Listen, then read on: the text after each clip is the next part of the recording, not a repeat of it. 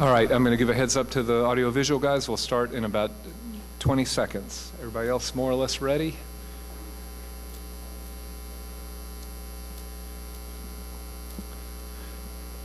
Okay, thank you all for being with us this evening. It's my pleasure to call the February 9th meeting of the Jefferson County Board of Education to order. Prior to this meeting, the board conducted work sessions to discuss an update on priority schools and to hear a presentation regarding restorative practices, and no action was taken on either subject. We also had a wonderful dinner in the cafeteria with students and community members and principals and a bunch of folks from the district, which was great. We're very happy to be here tonight at Wagner, but before we get into all that, we always start our meetings with a moment of silence, and tonight it is appropriate that as we have our moment of silence, we remember three people. The first is a name I mentioned with great sadness. Last week we learned of a car accident, or last weekend, that took the life of 17-year-old Wagner High School student Jackie Malagon. Jackie was an 11th grader. Her brother Juan and sister Patty both graduated from Wagner, and we send our condolences to the Malagon family during this tragedy. Our hearts are with them at this time of great sorrow. As a community, we also should acknowledge and think about two additional lives that we've lost since this board met. Both of them were really lions in the leadership of our community. They were both pillars of justice, equality, and humanity. The first was Circuit Judge Benjamin Shobe, who was the first African-American judge elected in Louisville. He honorably served the community from 1976 to 1992. He attended Kentucky State College, where his roommate was Whitney Young, another name that many of us know from the Whitney Young Scholars and the long shadow that he cast. Whitney went on to become the executive director of the NAACP. Barred by his race from attending law school in Kentucky, Judge Shobe enrolled in 1941 at the University of Michigan. Later, as an attorney, he worked with Thurgood Marshall to fight for Lyman Johnson's admission to the University of Kentucky. These are really iconic moments in the history of our state and our city. He also fought for the city's public accommodation ordinance and was best known against all of these achievements and accolades for his professionalism, civility, and intellect. In the same 24-hour period, Louisville also lost its first African-American woman ever to hold elected office, Senator Georgia Powers. Senator Powers organized the March on Frankfurt in 1964 with the Reverend Martin Luther King Jr. She was a friend and confidant of Dr. King and was with him the night before he died. In 1967, Kentucky's voters elected her to serve in the Kentucky Senate. In her first session in Frankfurt, Senator Powers pushed Kentucky to be the first state in the South to pass fair housing legislation. She served in our legislature with distinction for 20 years. And Senator Powers would also want me to mention that she was a proud alumna of Central High School. So let us now thank publicly these two lions of the Louisville Civil Rights Movement, remember their lives and their legacy as we move into our moment of silence.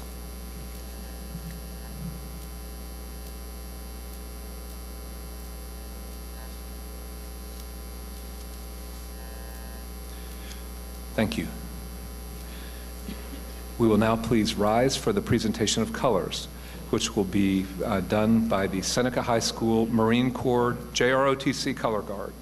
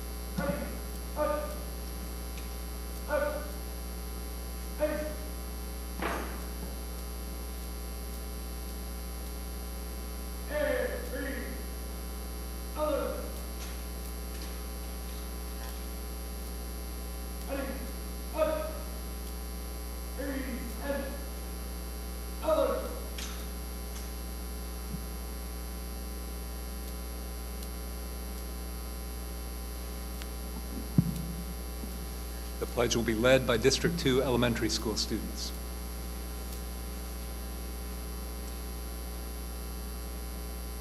I pledge allegiance to the flag of the United States of America and to the republic for which it stands, one nation, under God, indivisible, with liberty and justice for all.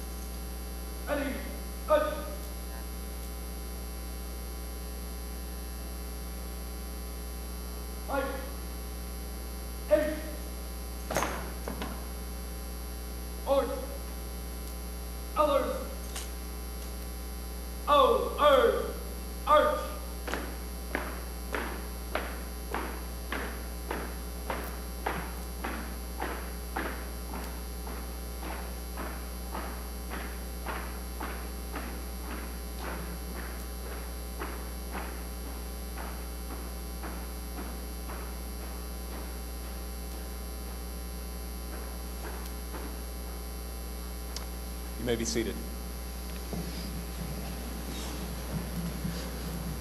That's always inspiring. Next, we'll have middle school students from District 2 read our vision statement. Middle school students, please come forward.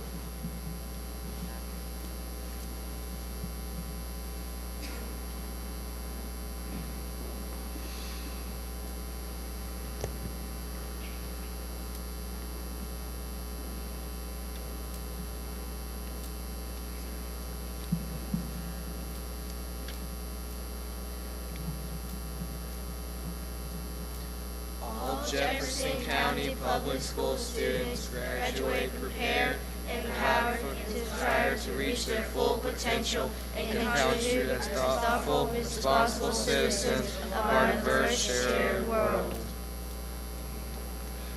Thank you.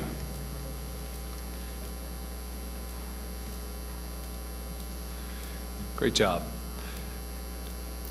All right, it now comes to me as the elected board member of District 2, which is the electoral district in which Wagner High School sits, to greet all of you and to make a couple of introductory comments. I want to first just tell you how happy I am to be meeting in one of District 2's schools. We have 22 schools in this part of Louisville. There are 3 high schools, 4 middle schools, 8 elementary schools, and 7 special schools making up that total in this part of Louisville. We have so many wonderful people working in these schools and going to school in them that I can't mention them all. What you see on the screen is a scrolling list of awards and recognitions to our teachers, our students, our administrators. We've got a tremendous amount of talent in the schools here. So we're very proud to get to meet together tonight. It was wonderful also before the board work sessions began to get to tour Wagner High School and Myers Middle School, which is also on this campus. And I want to extend the thanks of the board to the students who led us around and to the teachers who took time to talk to us and show us what they're up to in their classrooms, to the administrators, to the coaches. There was an incredible turnout by the population of these two schools, and we are really grateful. So thank you for doing that. My connection to Wagner goes way back, and I'm only going to tell the embarrassing part. The football field here is where I participated in my last high school soccer game. It was in the state tournament in 1975, and I am embarrassed to say that the finals of the state tournament were not held at Wagner High School. So I was the loser of the game. That was the end of my soccer career. But Wagner's been an important school to Louisville, and certainly in my horizon for a very long time. It is a really great time to come to Wagner. One of our work sessions that I mentioned earlier was about our priority schools in JCPS and what we are doing to help them strengthen the education that they provide and the other services that they provide to their students. Wagner is a shining star in this firmament because Wagner has turned around and has grown and has moved from priority status to being liberated from that label, but also doing that visibly on the back of great work, great achievements by its faculty and students. So this is a wonderful place for us to meet. And I am now drawing to the end of my remarks because it's appropriate that our time be spent focusing on our students and our schools, and who better to really introduce that story than Dr. Katie Seitz, the principal of Wagner High School. Dr. Seitz is in her 5th year at the school. She has led the transformation that I just referred to, and I don't know how she managed to do it, but at the same time as doing all this, she managed to get her doctorate in 2015, just as a lot of the really great work that she has led here was coming to fruition. So Dr. Seitz, thank you for hosting us tonight, and I will now turn it over to you. Thank you. Thank you, Chair Jones. Thank you, board members, Dr. Hargens. I really appreciate the opportunity to showcase Wagner and Myers. It's difficult for anyone that knows me to talk with the audience behind me. Like, that's a whole, I told Terry, I'm like, do I really have to do that? She's like, yes. So I will, and getting anything done in 5 minutes for me is also difficult. So we will we'll progress on. One thing I'm very, very proud of is the partnership that we have created, considering the situation that Myers was in just 2 years ago. As you can see to my right, and you can see above us, you could see it in the front lobby, we took very seriously that partnership, and we developed what we call the House United. So many of us have seen this logo with the house divided, but we felt like we were two houses united, and we really wanted a brand to make them feel as though they were part of something that counted, and it wasn't just shoving them into a situation that was new. So you'll see the House United logo, and that's how we begin tonight. At Wagner High School, our mission is to make sure that all of our kids are college and career ready, and we also make sure that we say one Wildcat at a time. For us, we literally have to get down to the one student at a time, desk level data to really move student achievement. And so for us, that all means a lot because access to programs and to opportunities is also something that we've really had to evaluate, and not only evaluate the importance, but evaluate our ability to do it effectively.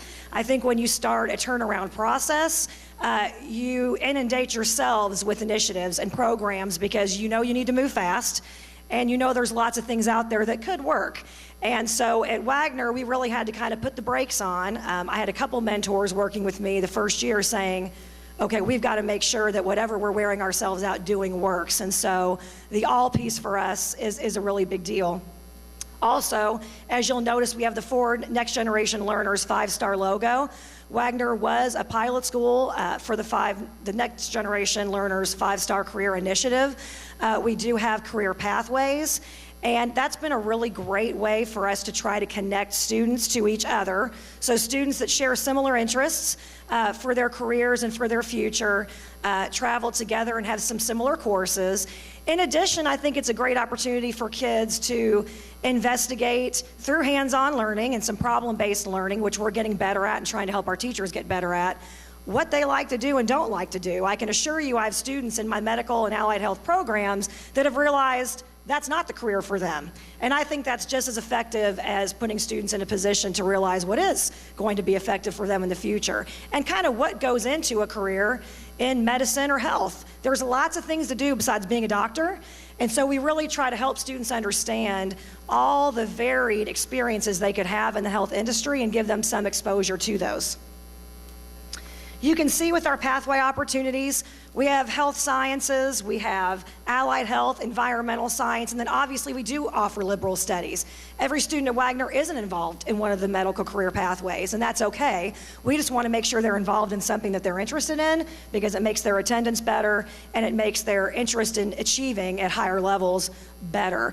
It also tends to, I think, create some relevance with them, again, with some of the shared courses that they experience.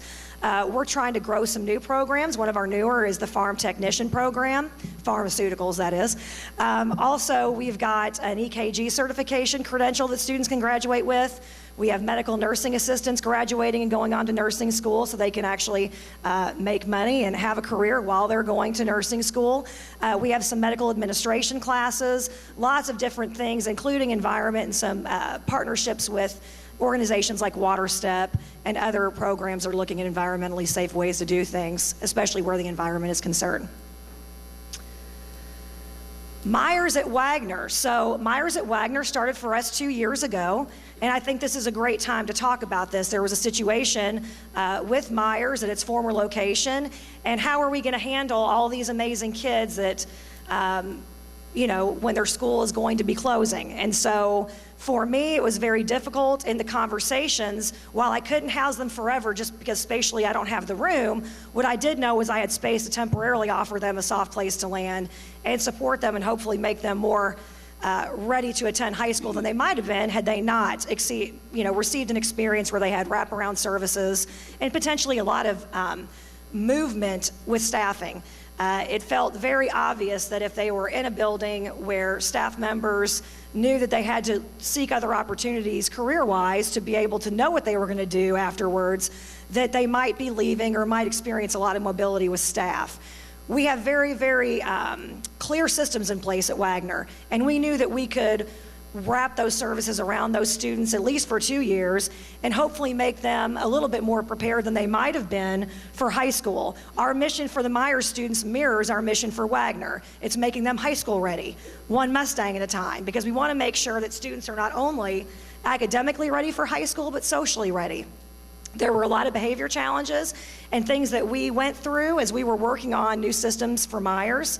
I think the students that have been here are excited about their experience. We have some students that will be performing tonight. You met some of those on your tour today, and you met some of the teachers. And I do want to take 1 second before I move on, because I do need to be brief and say, the soldiers that are staying in that building with those Myers students, whether it be administrative or teacher soldiers, need to be absolutely recognized and thanked for their commitment. These are teachers that would not leave these students without consistent teachers throughout the entire year. These are teachers that said goodbye to building rights and knowing where they're going to work next year to be overstaffed. And to me, that's a super courageous thing to do. And these teachers were absolutely dedicated to seeing these students through. And I think almost emotionally for them, it's going to be harder, even for some of our 8th graders that finished their year this year. So I do thank them so much for their commitment. And it was a hard transition. We do things very differently, I think, maybe here than they were used to.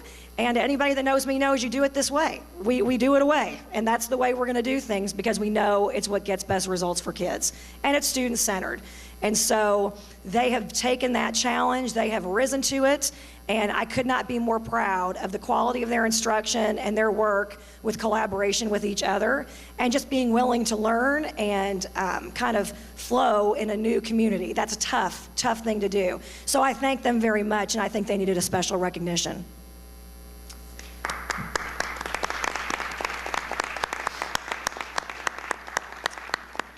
As you can see, there were a few things we focused on with Myers. We could not bite off a million different projects, and you also have to think about what's possible with the situation that is ending. You know, our job was not to turn that school around, but it was to make these students super prepared for high school and try to really support them as we kind of entered a new era with this project. Teacher collaboration happened daily for these teachers. I think that was a super investment of time and resources, was to give them that extra time to look at student data and again, really independently pick out students for intervention and try to offer that support. We spent a lot of time on positive behavior interventions for our students, really making sure these students were heard. They had an opportunity to make good decisions about their behavior, and if not, we had a conversation about that, along with consequences, and that we really tried to think about better ways to do things the next time. And also I mentioned the high school readiness, and then just really rigorous instruction, bell-to-bell instruction that happens every period. Making sure that they understood that and were ready for that in high school, because I know my peers at the high school level are going to make sure that that happens for them. And so making sure that they were ready to step into any high school and be successful. This is an exciting topic for me and a very important one. And I feel very lucky, and it really isn't luck, it was very, very hard work for the school community. But I have peers that also did this work with me, meaning Nate Meyer at Fern Creek. I also have peers that just barely didn't make it by as much as we made it. And I never forget that, nor do I think that that's not a super difficult thing to go through. But we were thrilled to exit. For anyone that goes through the 4 years, this is my 5th year, but 4 years of pretty difficult work, 1 year kind of being a benchmark year, so it really didn't count, if you will. So 4 years for us to get this done, and we've accomplished quite a lot. And I think that was super affirming to my staff. It is really hard work, and it requires a lot of motivation, intrinsic motivation. As it was mentioned earlier, my teachers didn't want money, or they wouldn't be working at a school like mine. They love the kind of students that we serve, and it's important to them. It's almost a mission-oriented kind of work. And I appreciate every ounce of blood, sweat, and tears that they have put into this work, because I didn't do it. They did it, and the students did it. I feel very proud of my students' pride in their school. When I got to Wagner, there was very little to no school spirit, and we kind of just started from the bottom up. We rebranded the school. We've done lots of things to improve school culture and help students understand that we want to help them no matter what it takes. Home visits, dental work, eyeglasses, clothes, food, you name it. It's not something we're strangers to here, and we take it very, very seriously. Down to the way we schedule students and some of the accommodations we have to make for upperclassmen that have some complex issues. We have mental health counselors, which are just absolutely vital to what we do. And I'm fortunate to house the Region 5 alcohol and drug mental health counselor here, which is just an asset when he's not busy servicing other schools. So we feel very fortunate to have those things. If you look at the progress we've made, you know, our graduation rate has increased almost 30%. In the years that we have been working on this school turnaround. Our state ranking has gone up significantly. Our AMO has gone up significantly, and our freshman retention rate has become tiny. And we do invest a lot of resources in our freshman academy programming. To me, making sure that those students successfully make it to the 10th grade is vital. If they don't, they have a 40% chance of not graduating on time. Right then, boom, almost 2 to 1. Very scary odds that we want to make sure we don't face for the majority of our students. And so I do spend, I have an assistant principal that spends time up there and a full-time counselor just for the freshman class. And we also do some things differently there to really help transition from the middle school type of a setting and environment to the high school upperclassmen environment that they will move into as 10th graders. One thing I will say though, while we celebrate this data, we are super unsatisfied. I still have too many students that are not proficient and distinguished in reading and math, and we need to do more. And so we plan to do more. However, we do celebrate the growth and the pace of the growth, and we feel like we can continue to sustain growth and also try to maybe wean ourselves off of some of the systems and things that we have done or that we were used to as being a priority school, and really trying to think about how do we make this sustain and last just as a school. Now we're just a regular school, and we're super excited about that. It was weird. They said all the priority principals stand up. I didn't, but I kind of felt weird. I'm like, well, I still feel like one. And it is a little strange to not be one anymore because there is a huge support network of peers. Mainly, we support each other because it's hard. And sometimes you feel like you're alone in the battle. So we are fortunate, but we have a ridiculous amount of work to do. And we are unsatisfied, and I would say, and we'll talk about what we're doing as far as next steps. And in closing, we're going to get to next steps. So we really are very closely tied to the new strategic plan. Many of the things that we're doing are things that line right up with what the district is working on. And I'm thinking that's going to be really positive for us, because I think that just adds the number of supports that we'll have for these things that we're trying to do. Because clearly, if they're initiatives of the district, they're things that will obviously stand right behind our initiatives here at the local school. One is being prepared. So obviously increasing CCR, making sure that more of our students reach those benchmarks as juniors. That's a struggle. And when you have students that are English language learners, super high quality cognitive learners, but English can be a challenge, and English timed can be a challenge. Also, just that being able to just read something they think is boring and care and pick out the right answers or the best answer. And so we're really trying to work with our students on that toughness, just that grit of taking the time and putting the effort in to be super successful and really care about your accomplishments. And that's tough. It is tough. And then the academic vocabulary is a piece of that for us as well. You'll see deeper learning, just rigor in general. If you've read any of our audits, you'll see, and you'll see it for many of my other counterparts at the high school level, the material's tough. Actually, Mr. Jones was in a classroom, and I mean, we were in a U.S. history classroom, and I'm telling you, no joke on what these teachers are trying to accomplish with many students that may not even have the United States as their, point of reference as far as a culture that they are from, or that they, know lots about or grew up listening and hearing about. So we really have to think about these major movements and how our students relate to those things. It makes it very challenging. And so it's tough, and we're trying to really maintain that rigor, but also keep them, in the boat rowing with us, as Dr. Hargens would say. Access. It's really important for us to make sure our kids have access, all kids. So all of our students have access to higher learning, advanced placement, dual credit, industry certifications. Really trying to push some students out of their comfort zone into these really super stressful classes for them, but support them at the same time.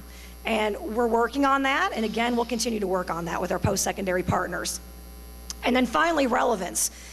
It is really important to me, and it's part of our Ford initiative, that our students experience more opportunity with internships, capstones, and job shadows. Our kids have got to get in the workplace and see it and feel it and listen to it, and do that more than a field trip or a guest speaker. They need to do those things in small groups or independently.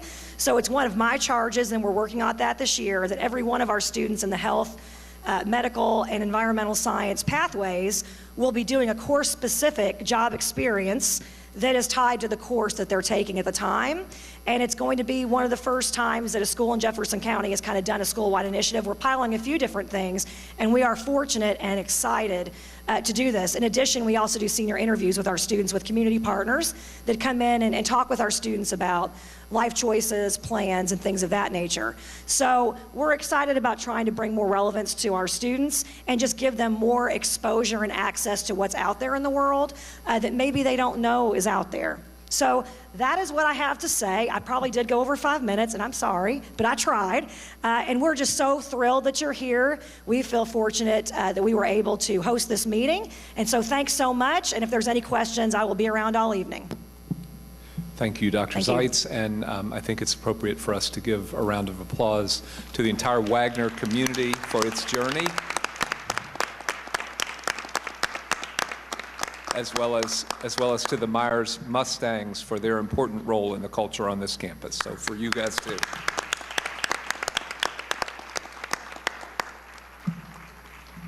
Okay, now we're going to move on to the recognitions and resolutions portion. We're going to hear from some other students, and Ms. Terry Robinson is going to introduce this segment.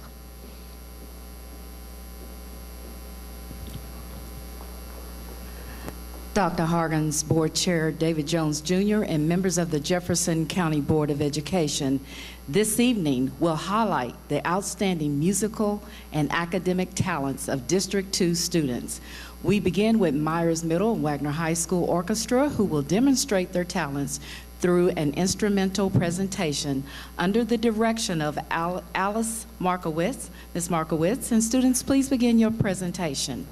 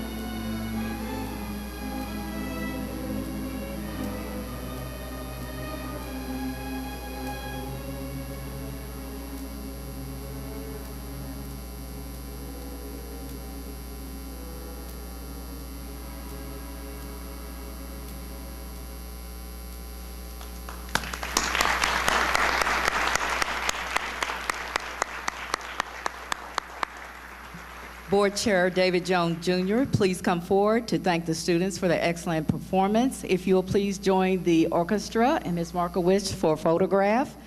And I would like to ask Dr. Katie Seitz to please join them for a photograph.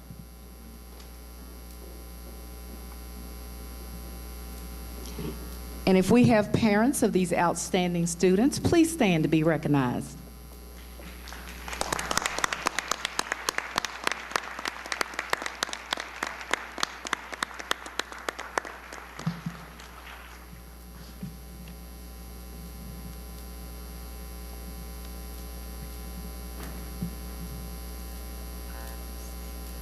Next, we have the honor of receiving a student demonstration of learning from the Seneca High School Urban Agri-Science Future Farmers of America Scholars.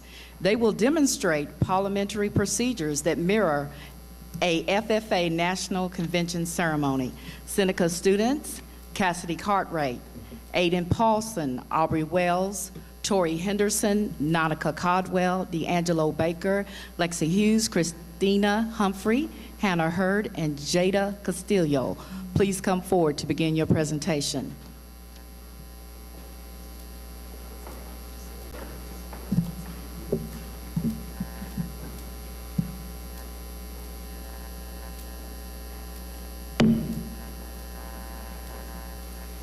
The meeting room will come to order. We are now holding a meeting of the Seneca FFA chapter. Mr. Vice President, are all officers at their stations? I shall call the roll of officers, determine if they're at their stations, and report back to you, Madam President. This end. Stationed by the door. Your duties there? Through this door pass many friends of the FFA.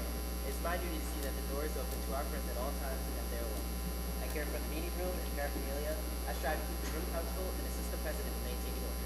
The reporter. The reporter is stationed by the flag. Why by the flag? As the flag covers the United States of America, so I strive to inform the people in order that every man, woman, and child may know that the FFA is a national organization that reaches from the states of Alaska to Puerto Rico and from the states of Maine to Hawaii. The treasurers. Stationed at the emblem of Washington. Your duties there? We keep a record of receipts and disbursements just as Washington kept his farm accounts carefully and accurately. We encourage struggle-minded members to strive to build our financial standing through savings and investments. George Washington was better able to serve his country because he was financially independent. The secretary. Stationed by the Iroquois. Your duties there? I keep an accurate record of all meetings and correspond with other secretaries wherever corn is grown and FFA members meet. The advisor. Here by the owl. Why stationed by the owl? The owl is a time-honored emblem of knowledge and wisdom. Being older than the rest of you, I'm asked to advise you from time to time as the need arises. I hope that my advice will be based upon true knowledge and ripen with wisdom. Mr. Vice President, why do you keep a plow at your station? The plow is a symbol of labor and tillage of the soil. Without labor, neither knowledge nor wisdom can accomplish much. My duties require me to assist at all times in directing the work of our organization. I preside over meetings in the absence of our president, whose place is beneath the rising sun. Why is the president so stationed? The rising sun is a token of a new era in agriculture. If we shall follow the leadership of our president, we shall be led out of the darkness of selfishness and into the glorious sunlight of brotherhood and cooperation. Madam President, all officers are at their stations. Thank you, Mr. Vice President. The Secretary will call the roll of members.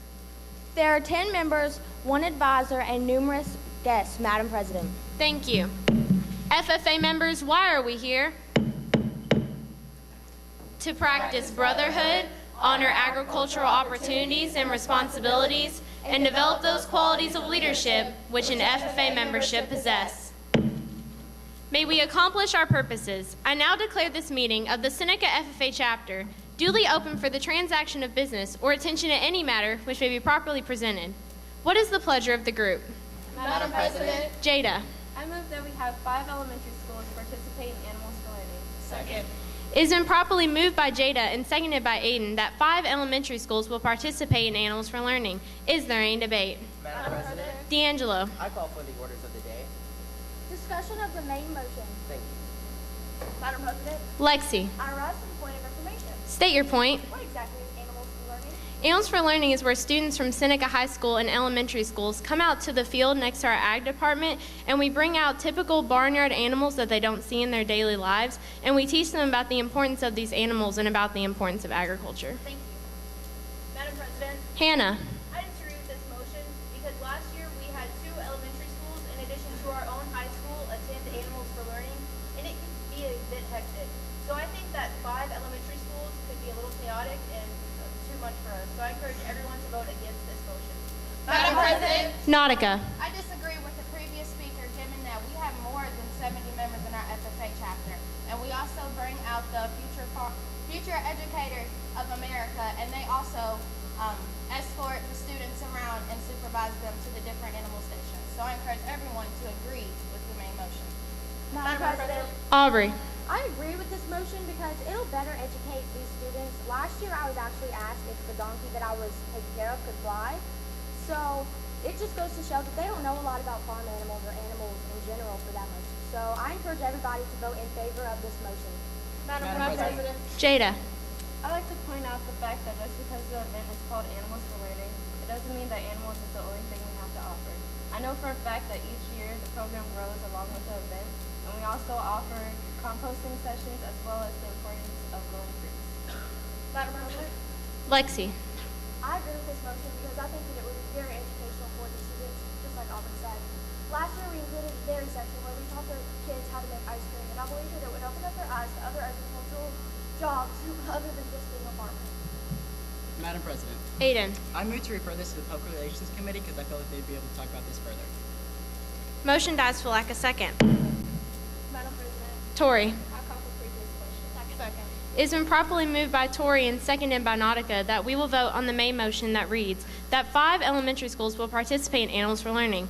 All those in favor, please signify by saying aye. Aye. All opposed? Motion passes. Christina. It has been properly moved by Christina and seconded by Aiden that we will adjourn this meeting. All those in favor, please signify by saying aye. Aye. All opposed? Motion passes. As we mingle with others, let us be diligent in labor, just in our dealings, courteous to everyone, and above all, honest and fair in the game of life. I now declare this meeting adjourned.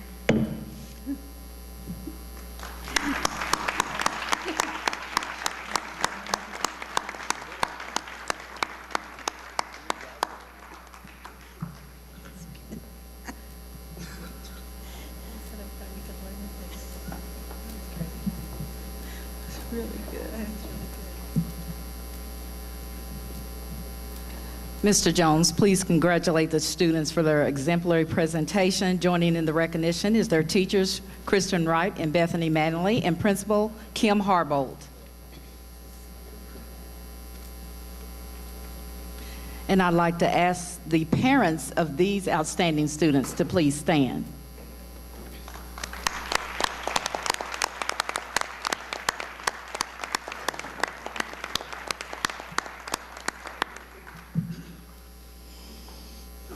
Thank you.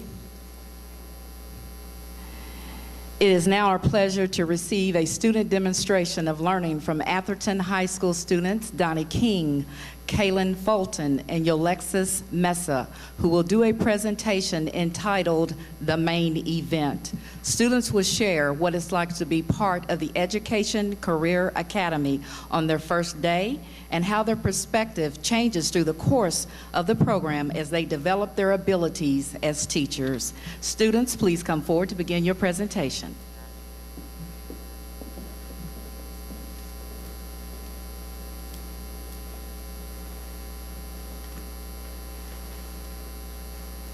Same word.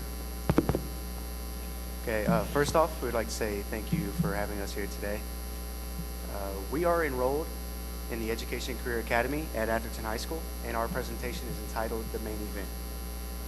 Throughout our lives, it can be easy to focus on day-to-day activities or become wrapped up in specific events that we look forward to. As students, it can be challenging to keep all of this in perspective as we balance daily assignments, long-term projects, and those once-in-a-lifetime moments.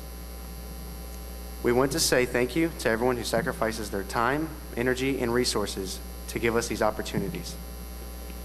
Every student in JCPS is on a journey.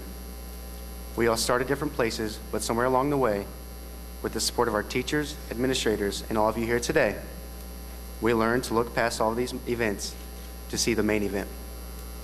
It's 7:45 a.m. on your first day at Atherton High School. You've been sitting in your Child and Human Development class for 5 minutes, and you're wondering what it's all about. You hear your teacher explaining that this 4-year program will help you to pursue a career in teaching, and you start thinking about why you signed up for it in the first place. Some students sign up for it because they know they were born to be a teacher, and others sign up because they heard about the cool things we get to do, like taking home simulated babies and leaving school for co-op. On that first day, you take in so much information about the program, the classes you will take each year, what it will be like to work with elementary teachers and their students, and even the skills you will develop along the way, such as lesson planning, assessments, and classroom management. In the beginning, the co-op experience may seem like just a fun way to leave school, but even after just one day in the classroom, I was able to see that it would be much more than that. The connections you make with individual students and the progress you can see over a school year is what makes the program special to me. Actually visiting and taking part in the classroom setting is something that you can't get out of a textbook. But it isn't just students in the Education Career Academy who gain something from this experience. The students at the elementary schools also gain a mentor or resource along with the teachers opening their doors to us who gain another helping hand. As you continue throughout the year, you learn that the Education Career Academy is a family and consumer sciences course, and suddenly career possibilities that you never knew existed come to life. Some of you might already be familiar with FCS, which stands for Family and Consumer Sciences, which used to be known as Home Economics or Home Sciences. But what you may not know is that FCS is not about becoming a housewife. Family Consumer Sciences is a profession and field of study that deals with economics and management of the home and community. FCS involves everything from nutrition, fashion and interior design, education, family studies, and much more. Being in a family consumer sciences class allows you to get experience that you never would have gotten in another classroom. Some of the specific real-life experiences that we personally get to encounter are going to co-op, both for observation and to work one-on-one with the children, rather than just reading out of a textbook or listening to a lecture. In my class alone, there are 5 students who've decided to become family consumer sciences teachers because of this class, and we aren't even 2 full years into the program. Most of the students that have been in the program have decided to pursue teaching as a career, as the Alexis, Donnie, and I have. On my first day of school, I entered room 221 at Atherton High School. This was the destination of my freshman 4th period class, Principles of Teaching. In the fall of 2012, I entered the class not knowing what it was or that I had even signed up for it. I soon found out that I had just entered a teacher education course. With zero interest in becoming a teacher or co-oping at elementary or middle school or learning who Howard or Bloom was, I was immediately filling out schedule change cards. If you fast forward 4 years to the fall of 2016, you'll see the same person who resented the idea of becoming a teacher planning to take classes at EKU and major in secondary education. Through this class, I have built a professional portfolio highlighting my progression from freshman year to senior, taken and passed a pre-PAC assessment, created and taught multiple lesson plans, and have been in elementary and middle school classrooms since my freshman year. I can confidently say that due to this program, I have a future in education. I can also confidently say that none of this is the main event. The main event in this class is the lifelong friends that you will make. It is the learning experiences in and out of the classroom that is unique to this class. The main event isn't doing a worksheet or taking home a fake baby. It's not leaving school for an hour. The main event is being in an environment where you are encouraged to try new things. The main event is seeing a child transform through your efforts and engaging in authentic, real-world experiences that prepare you for the future. The main event is realizing that you can make a difference. Thank you.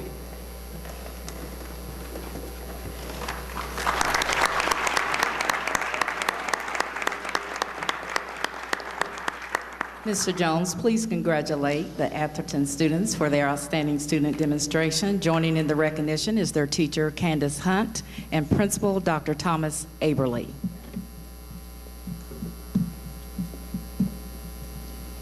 And I'd like to ask the parents of these students to please stand to be recognized.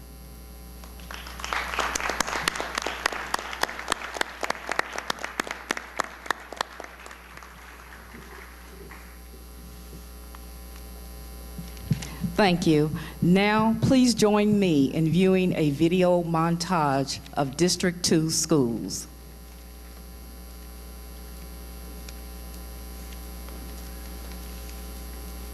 Six different trees. The children prepared messages to express their feelings. One of them says, be peaceful yourself to set a good example or to promote peace. We're in Field Elementary. I think the most fun part about this is getting to come every morning before school and work with all the computers. School's becoming exciting again. It's fun. Do they bite? No, they don't bite. We're having Animals for Learning. We're inviting a whole bunch of kids from Goldsmith Elementary and the Benet School. Awesome! Horses! Horses! Hawthorne Elementary is immersing their students in education in a spectacular way with their Spanish immersion program. Mi escuela es muy buena. Los maestros están muy buenos también porque pueden enseñar mucho español. We are at Barrett Traditional Middle School, and it's kind of like field day.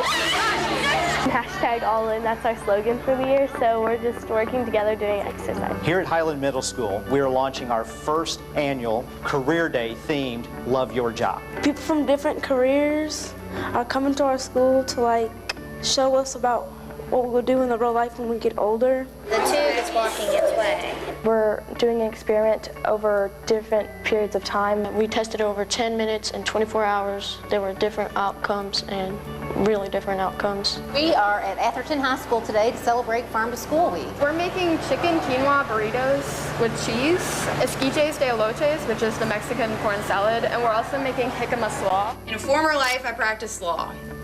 I practiced in over 20 courthouses throughout the Commonwealth. But my favorite courtroom by far is the L&B Ewing courtroom here at Seneca High School.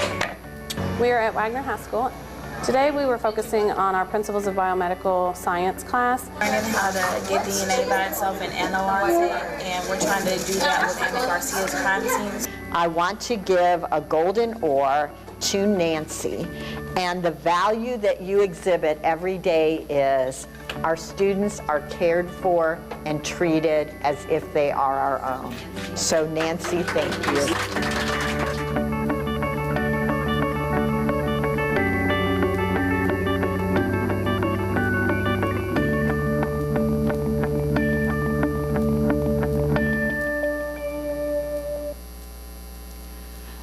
Dr. Hargens and members of the Jefferson County Board of Education, this concludes our recognitions for this evening. Thank you. Thank you very much, Ms. Robinson. I think I could tell during the Seneca presentation that my colleagues on the board were thinking I should go to Seneca for some continuing education in how to run a good board meeting. So thank you all for a great example, and thanks to the rest of the student presenters and musicians for showing off your really wonderful work. That was just great. I now have another fun thing to do here, which is to congratulate my fellow board member, Chris Brady, for successful completion of Level 2 within the Kentucky School Board Association Academy of Studies. One thing that I guess it's one of the secret pleasures, maybe, of being on the school board is that we get to go for continuing education, and board member Brady has leapt ahead of his colleagues. I don't think I'm not gonna pin it on him, but he gets a wonderful certificate as well as a wonderful pin to wear on his lapel. So Chris, congratulations on attainment of Level 2. Thank you. Very good.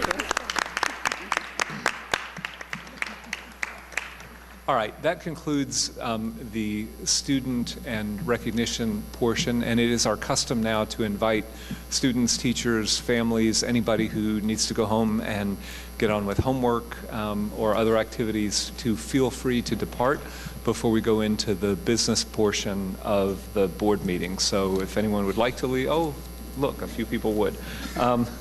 Great. Okay, we'll take just a couple minutes to let people file out, and then we will get right back on it. So, it's surprising. Yeah, me too. I mean, it's like I didn't know, but yeah.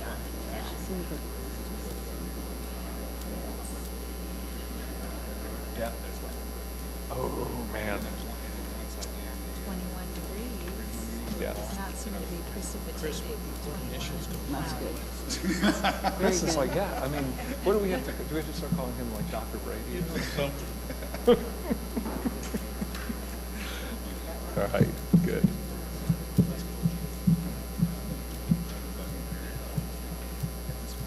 Good. I can't believe you figured it out. Isn't it sensitive? Oh, yeah.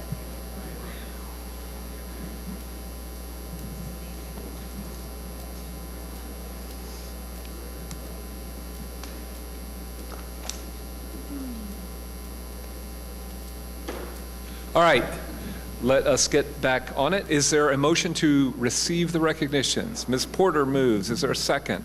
All right, Mr. Brady, Mr. Brady still seconds it. So all in favor? Aye, that passes unanimously. Very good. In addition, we have previously received the minutes of the January 26th meeting. Okay, there's a motion from Mr. Hadaway. Is there a second? All right, Ms. Horn seconds. All in favor of approval? Mr. Brady, I'm counting you as approving, so that is unanimous. Thank you very much. The minutes are approved. Dr. Hargens, it is now over to you for the superintendent's report. Thank you. Thank you, Chair Jones, members of the board. A few items of special interest. Let me add my condolences to the family, friends, and to all in the Commonwealth on the loss of Judge Shobe and Senator Powers, and also add my condolences to the Wagner High School family on the loss of student Jackie Maligan. And I want to thank Principal Seitz and the Wagner family for their hospitality tonight. It has been amazing. I have had the opportunity to share in small groups the result of months of collaboration, Vision 2020 with excellence, excellence with equity. I would be remiss if I didn't thank again all the stakeholders for their participation in the process. The vision still is, if you memorized it, keep that thought, all JCPS students graduate prepared, add, empowered, and inspired. To get to the next level, the district is tackling substantive issues. 1, a definition for an assessment of deeper learning with an emphasis on student growth. 2, building capacity in teacher and administrative leaders and in developing high-performing teams. And 3, creating infrastructures and systems throughout the district to support achievement. Physical, instructional, human resources, and funding infrastructures, as well as an internal and external communication system, a technology infrastructure for learning and operations, and of course, access to public school choice. Every family has an opportunity to make a choice in JCPS and to find a fit for their student. JCPS, I'll remind you, offers 18 magnet programs or schools and 52 magnet programs at all levels. I want to applaud our board for modeling for us the importance of developing a high-performing team. The policies that are on the agenda are a result of feedback from Dr. Thomas Alsbury, the national expert on board governance, and the focus of other districts and the focus of their behaviors of what he watches are districts that increase student achievement. The foundation of the plan, Vision 2020, is core values: caring, equity, excellence, respect, individuality, diversity, opportunity, creativity, collaboration, and stewardship. A Golden Oar Award is a special recognition to staff members who demonstrate those values in their work. I was proud to award a Golden Oar Award to Rick Capel, the Director of Transportation. And I'd like this evening to announce that William Allen, here's Rick Capel, that William Allen, the principal of Butler Traditional High School, was nominated by a peer principal, both as a colleague and a parent, for being a mentor and an asset to leadership under the core values of excellence and collaboration. So I want to recognize Principal of Butler, William Allen, for that recognition of a Golden Oar. Good.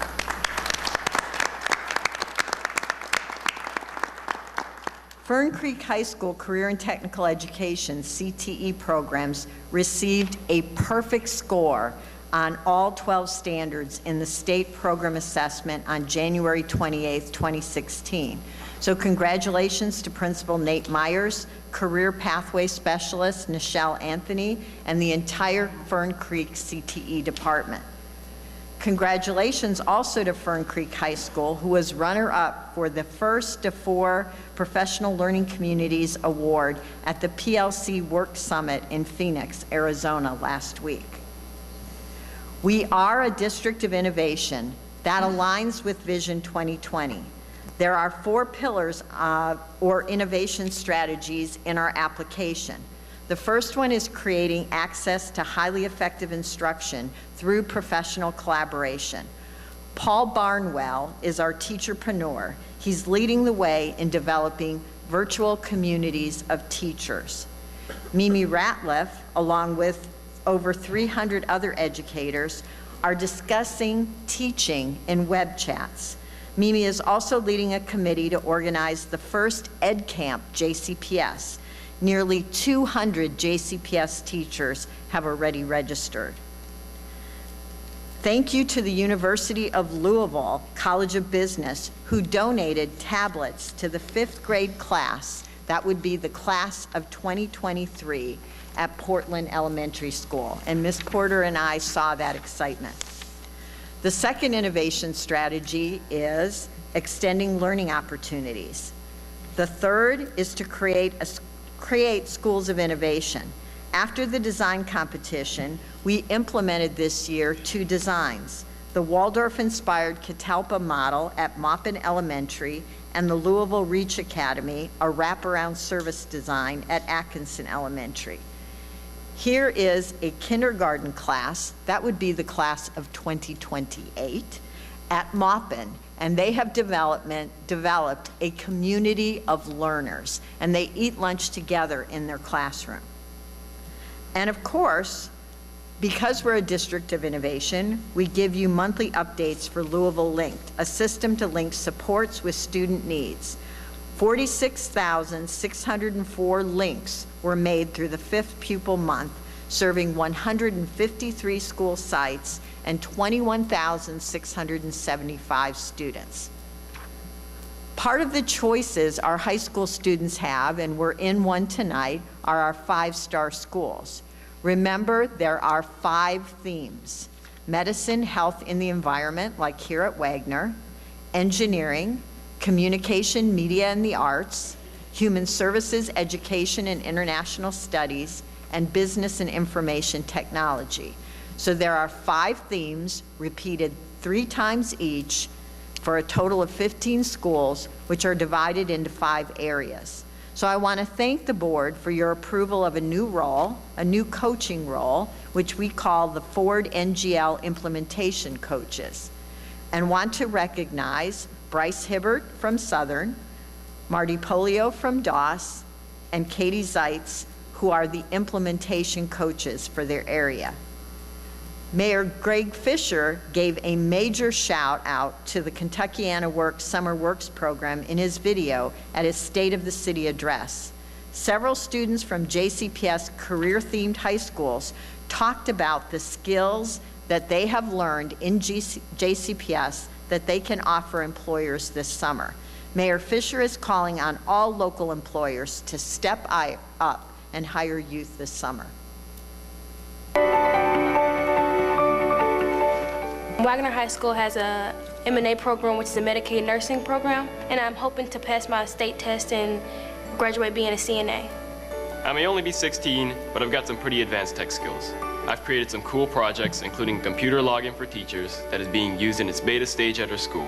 I'm part of the National Academy of Finance, and that means all 4 years I've taken different business classes. I want to be a labor and delivery nurse, or maybe even a neonatal nurse, somewhere with babies. I just love them so much.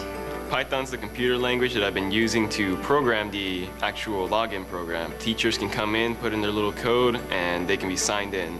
At the credit union, I can work as a teller where students or people from the outside can come in and make deposits or withdrawals. I also work with them on opening accounts or teaching them how to run their accounts. I was only 16 when I landed a summer works job at Thornton's, doing jobs that aren't so popular in a workplace, such as mopping floors, wiping the countertops. The manager finally realized that he had a great customer service worker whenever he seen that I always came to work smiling. Not only did I start from the gas station, I eventually made it to the corporate office. Really take out the time to think that you could be making a very big difference in a child's life. And we are students with skill and determination. And we want to work for you this summer. So thank you to the mayor for championing the Kentuckiana Works Summer Works program. So hire a JCPS student. You won't go wrong with that. So the Superintendent Student Advisory Council, remember, was established to provide the superintendent and the district with student voices on key initiatives. The group is comprised of a representative from each of the district's high schools. The group meets with the superintendent, with me, throughout the school year, and each member can be invited to serve a 2- or 3-year term. And here are scenes from our last meeting. The Promise Zone Initiative, which is on the agenda tonight, was announced in President Obama's 2013 State of the Union address. It aims to revitalize high-poverty communities across the country by creating jobs, increasing economic activity, improving educational opportunities, reducing crime, leveraging private capital, and assisting local leaders in navigating federal programs. 5 Promise zones have been designated so far, including one in eastern Kentucky, with a goal of 20. The 9 neighborhoods of West Louisville have been identified as a potential Promise zone. So JCPS and Louisville Metro government are joining forces to ensure students are ready for school, successful in school, and prepared for post-secondary opportunities. Chair Jones, this concludes my report and my recommendation for approval of the consent agenda later in the meeting. Thank you, Dr. Hargens. Okay. We now go on to 2 action items. The first is, well, each of them relate to revisions to board policies. The first about board meeting procedures, the second about committees. And let's take the first one. Is there any discussion of this item? Linda? Oh, well, you know, I've talked about this along the way.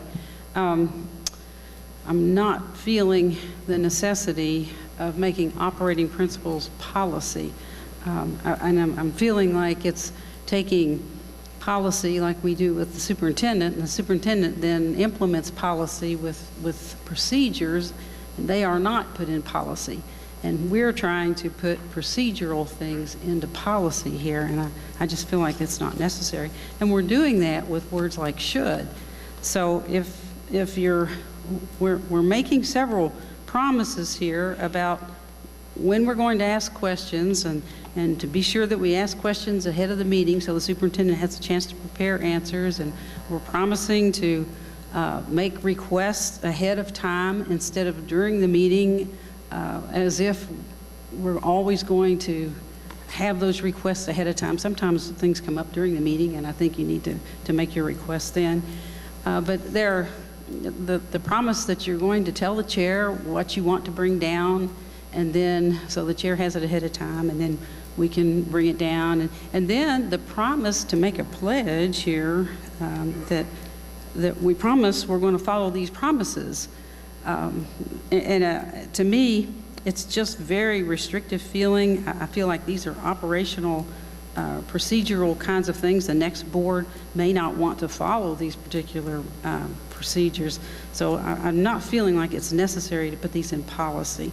I think the practices, maybe we can all try to do this, but again, Mr. Jones, it says should, and if we don't, it doesn't mean we can't. You know, it just says should. So I know at some point in here you were wanting kind of the authority to stop the discussion if we were violating some of these promises that we made, but they're all stated in terms of shoulds, so you couldn't really stop us based on that. So I'm just not supportive of this in the policy format. Okay, thank you, Ms. Duncan. Chris? I have a fairly strong opinion about these particular issues here that we're looking at, and I keep hearing the viewpoint that this is, you know, that there's a viewpoint out there that there needs to be some change here operationally very strongly, and I just don't see, I hear there's smoke, I don't see the smoke, and I don't see the fire. And I don't necessarily see the reasoning why we need to actually put what I see as more hurdles and more challenges in front of an open communication between board members, between bringing up operational issues, bringing up questions, being able to do many of the things that Member Duncan just stated. And some of these things just don't make sense to me. I mean, first of all, Member Duncan just talked about this first attachment here on this, in here, where it states that I guess, a board member should, if they don't fall into the agreed upon policy, then there's a section in here where it says the board chair shall address the matter with the board member. I don't know what that means. I mean, am I going to be taken to the woodshed? Am I going to be grounded from my Xbox? I don't quite know what that means. And from a state perspective, from a policy perspective, that can't have any teeth. You also, in here, there's also this, and again, Member Duncan talked about this pledge that is being proposed that we sign. Now, this is supposed to be done at the beginning of the year, so this wouldn't even go into effect until next year. Now, I may or may not be here, and that depends upon the elections. But I'm not willing to bound whoever, myself or somebody else that might be in this chair, to this particular policy. And if I do come back, I have no interest whatsoever in signing it. You can't make me sign it. You can't do that by law. And when I took an oath for this position, it didn't say anything about signing anything. And the oath seems to be pretty good for the state of Kentucky. I think it's pretty good here. And I think it's good for all the board members. I do understand the issue of making a request during a meeting and maybe putting the administration under some undue concerns or undue effort to fulfill a request. And there was a request that I made at the last meeting. Superintendent reached out to me, we discussed it, and wanted to find a little bit further clarification on my views, and that meeting went extremely well. I don't know what the conclusion of that is, but it's something that I think that's an open communication that I think board members generally are open to. The thing about where it's requiring us to put in some questions beforehand, which I understand, because we don't want to blindside anyone here if we can't help it. But like Member Duncan said, many times during a meeting, something will occur, and maybe another board member will say something that I hadn't thought of, or it will generate a question within my mind, and I need to have the flexibility to be able to ask those questions. And I know we have should in here, not shall, and we do have that flexibility, but it just seems to me that we're placing an undue burden on ourselves, and we're kind of putting in more bureaucracy for this perceived idea that we don't have an efficient meeting. This reading was, or this particular reading was a little disconcerting to me because we're supposed to have another meeting with Dr. Owsbury. And one of the things Dr. Owsbury suggested was, in regarding some of these particular suggestions that we're asked to vote on I assume at a later meeting when we have a second reading of it, was under the guidelines that agendas be prepared 2 weeks in advance and locked. Now, I know that is probably not going to happen with our administration. Things happen pretty fast here at the district, and sometimes things pop up. Understandable, get it.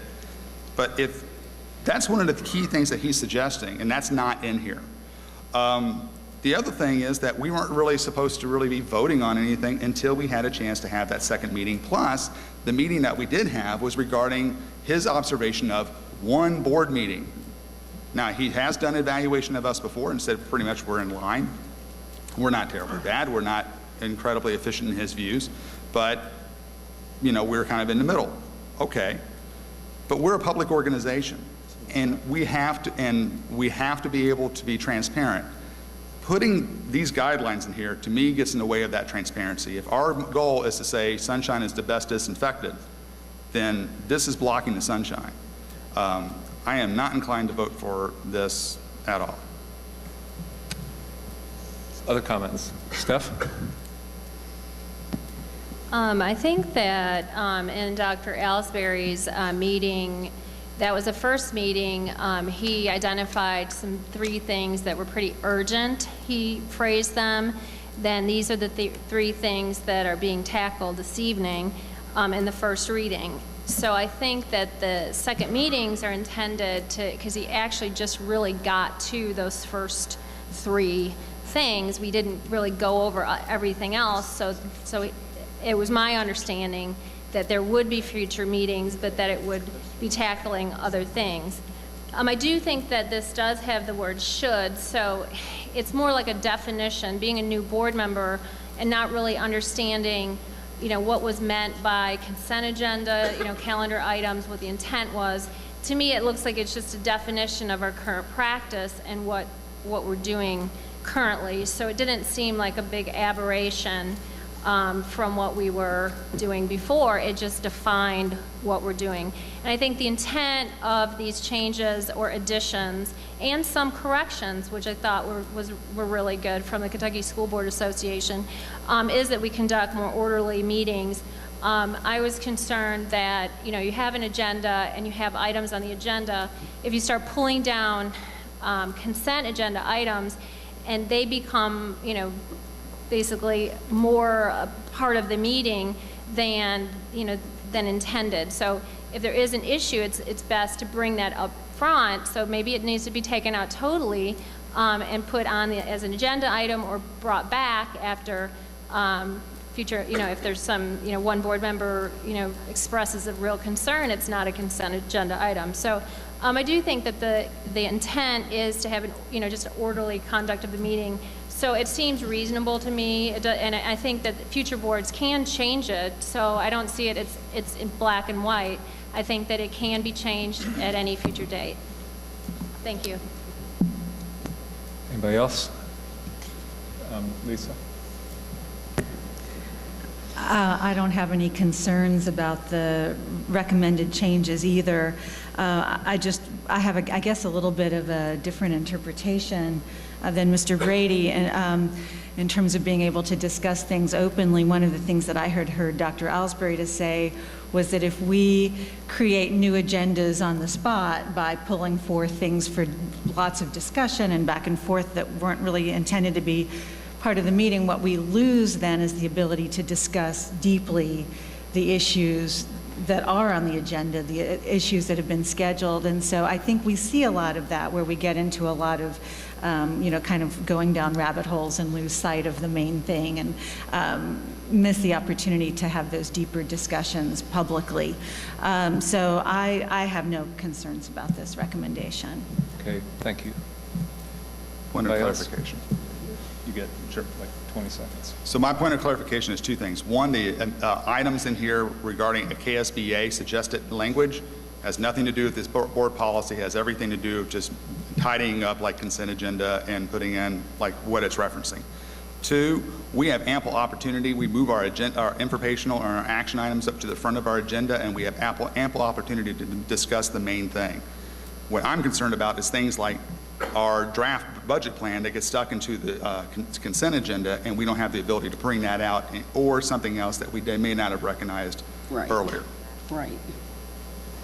Okay, so let me make a couple of comments. The first is, and I should have made this clear, this is a first reading. Unless somebody wants to move that we waive a second reading, this will come back for second reading and adoption in 2 weeks. The second is, you know, from my perspective, there are a couple of things that are important here. One is everybody on this board is here because we believe that our students must receive a better education, and we believe that they can receive it. But we know that it's really difficult. You know, we heard in our work sessions tonight about some of the challenges that our priority schools are facing, challenges that implicate everything from housing patterns to, you know, income inequality, poverty in Louisville, history of race, global migration, I mean, just gigantic issues. And we will not be able to do our job of working our way through that complexity to communicating the voters' will that the district actually have the courage to address that stuff if we don't focus. I mean, that's a multi-decade challenge right there. We also talked about, you know, theoretical introduction to restorative practices, a different way of thinking about discipline and student growth and all that. The challenges that are before this district, and that this board has to both create a mandate and also give permission to the district to try to tackle are immense. And what I have heard from the majority of this board, and it's not ambiguous, is that we want to focus on the big things that matter. We spent a year adopting a strategy. an enormous amount of time, a lot of consultation with the community, and the pressure that I feel as chair, and it's not unanimous, as we can see tonight, but the pressure from the majority of the board is clear away things that are not related to the things that immediately affect student learning, and let's get on with it. So that's what I hear. With respect to Dr. Alsbury, he's a national expert. He's great. Dr. Hargens introduced his work to me long ago. Separately, Kentucky hired him through the KSBA. So, I mean, he's a serious guy. And his recommendations, as Steph said, they're not ambiguous on these 3 points. They're like, get on with it. These are pieces of your practice that are on fire. So, I'm happy to have this be a first reading, but I think there's a clear majority of the board to get this done. And David, I'd like to go ahead and make a motion to waive the first reading and go ahead and vote on it today. Okay, is there a second? Chuck is a second. Okay, all in favor of waiving? So if we waive the first reading, so it's one motion, waive first reading, move approval, correct? Okay, made, seconded, all in favor? Opposed? Okay, adopted 5-2. Thank you, Steph. The second the second item, item B, is similarly revision to board policies about committees. Is there additional discussion about this particular piece? If not, I'll take a motion to either approve the first reading or waive the first reading and go on to this. Make your motion. Yeah. Yeah, make the motion to waive the first reading and vote to approve the motion. Okay. Is there a second? Okay, Mr. Hadaway seconds. All in favor? Opposed? Okay, also carries 5-2. Thank you all very much for good discussion, and we are on now to an information item where we will have Chief Equity Officer John Marshall, but I believe, I'm sorry, we have two speakers. The topic is update on success pathway / restorative schools, and we have two speakers on this agenda item who will speak first. The first is Chris Kolb. Chris Kolb. Mr. Kolb, thank you for being with us tonight. You'll have 3 minutes to speak. At the end of 2.5 minutes, a bell will sound once, indicating you got 30 seconds, and then at the end of the 3, it'll sound twice. And our practice is the board will not comment, but Dr. Hargens will follow up later. Thank you. You may begin. So my name is Chris Kolb, and I represent Clout. I'm a dad of one child who attended JCPS for 4 years, and another who will be heading to JCPS kindergarten next year. I'm a graduate of JCPS. I've volunteered regularly at JCPS schools, and for the last 6 years, I've volunteered hundreds of hours as a member of Clout to research best practices and restorative practices implementation and bring those best practices to you. I first need to correct a factual error you heard repeated earlier during the work session. You were told it costs $80,000 to implement RP, but Hamilton, Ohio is doing a 3-school implementation using IIRP for $50,000, which is about 1/5 of the figure quoted earlier. Something else to remember is that you usually get what you pay for. What happened at Minor Daniels Academy was not a real implementation of RP. JCPS used a trial and error model by a very well-intentioned and intelligent volunteer, but who has no experience in RP implementation. The result was that teachers were harmed and students were not safe. A budget is a statement of what values we truly prioritize. While we hear there's no money for RP, which would increase safety and achievement and decrease violence and dropout rates, last year JCPS paid a public relations firm $190 per hour, which amounts to almost $100,000 for about 5 months of work. Now to results. At Hinckley High School in Denver, 75% of students qualify for free or reduced lunch.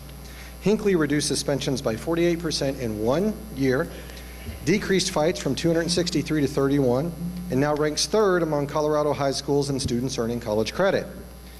Oakland is now using RP in 24 out of 87 schools. Suspensions for minor offenses have plummeted. The black-white discipline gap has closed sharply. The number of students suspended has dropped by half.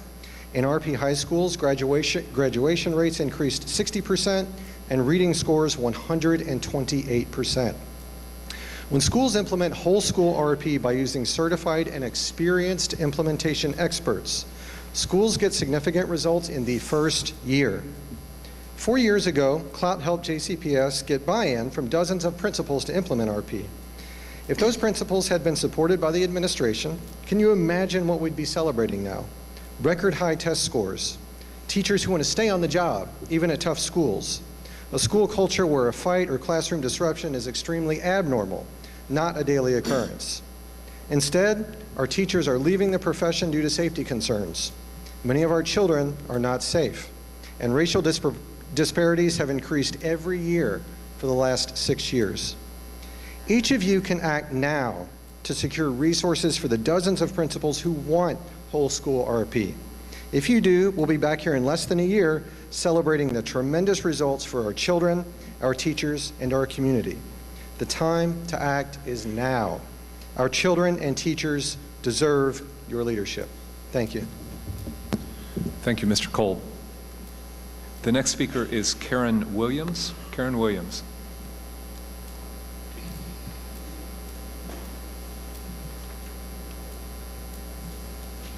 My name is Karen Williams. I attend Centennial Olivet Baptist Church, which is a member of Clout. JCPS affirmed in Vision 2020 that 2 key focus areas are learning, growth, and development, and increasing capacity and improving culture. Whole school restorative practices does that. It doesn't just reduce suspensions, it also means teacher safety, student achievement by providing more learning time. It builds a culture that lets teachers focus on teaching and students focus on learning. I'm a retired teacher, and I've been studying the whole school restorative practices for 6 years along with Chris. And I agree with the point that Dr. Dawson Edwards' presentation said, you can't crash course your own way through restorative justice. One PowerPoint training won't produce a transformation in school culture. It really has to be something that everyone inside the school building is a part of and really buys into and supports.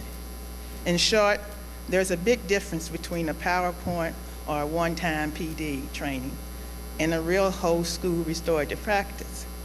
Whole school means several days of intensive training for all building teachers and staff.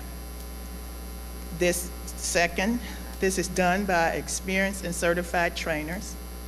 Third, a long-term plan to continue training and support for teachers and staff.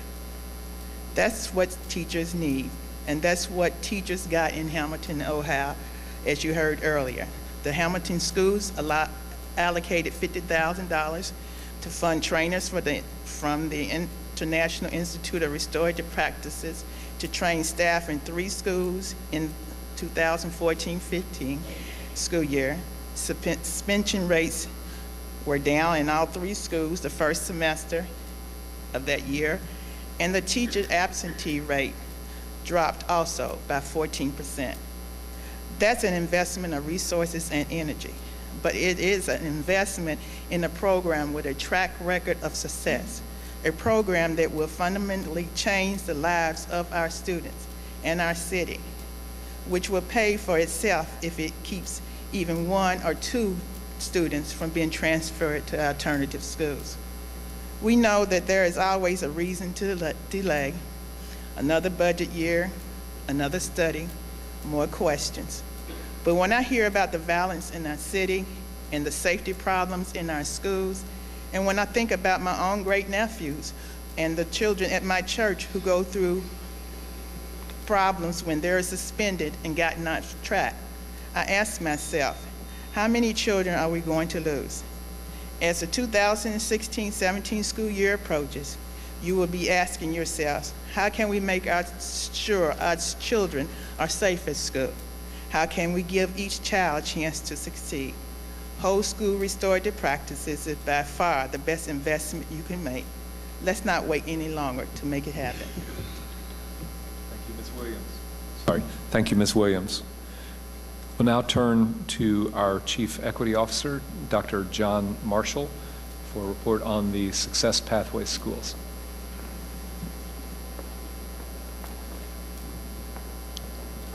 I guess I'll stand so everybody.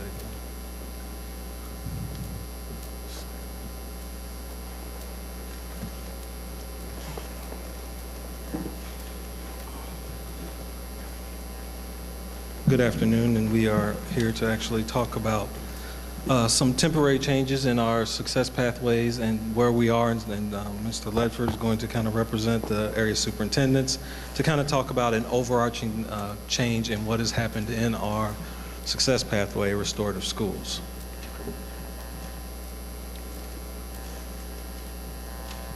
Thank you, Mr. Marshall. I draw your attention to the Success Pathway Framework, where the instructional foci are for all of the Success Pathway schools. You see the 5 areas in front of you, the first being instructional focus of basic skills, which is an invaluable intervention to the student as well as a service to the community. College readiness, so all of the students in our Success Pathway schools, we're focusing on college readiness. A goal-based area of instruction for success in college, obviously being standards-based approached. Career readiness, a goal based on preparing for success in a potential career and a pathway for the students in our Success Pathway schools. Life readiness, goals for those students in Success Pathway schools preparing for success in life and outside of school. And lastly, site expectations, those involving opportunities for those students to perform and demonstrate good choices in a structured environment with rules and expectations.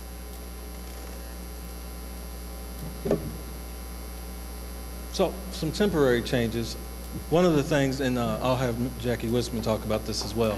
One of the changes we have is all requests are now coming back to student due process to talk to our students about behavior and to actually place our students into our restorative success pathway schools. Another thing, being responsive to what we heard our principal say, is there was some importance in coming to Jackie Wisman's shop to kind of talk to the students about making a pivot in their behavior. And in this pivot, potentially they might not come back and end up having to go to one of our alternative schools or restorative schools. This process is temporary. Myself with some internal people and actually some external stakeholders will be looking at a different process on how we are to place students for the following school year. One thing that is very important to note, that ECE placements are still under the auspices of the ECE department. Dr. Marshall, I'm sorry, could you go back there? Sure. And I guess we'll take questions as we go, as we go through this. But what problem are you trying to solve with these changes? I don't, the organization is complex enough that just telling me that the reporting boxes are moving from one place to another doesn't really tell me what the issue is. Okay. Dr. Arms, you going to say something you want me to?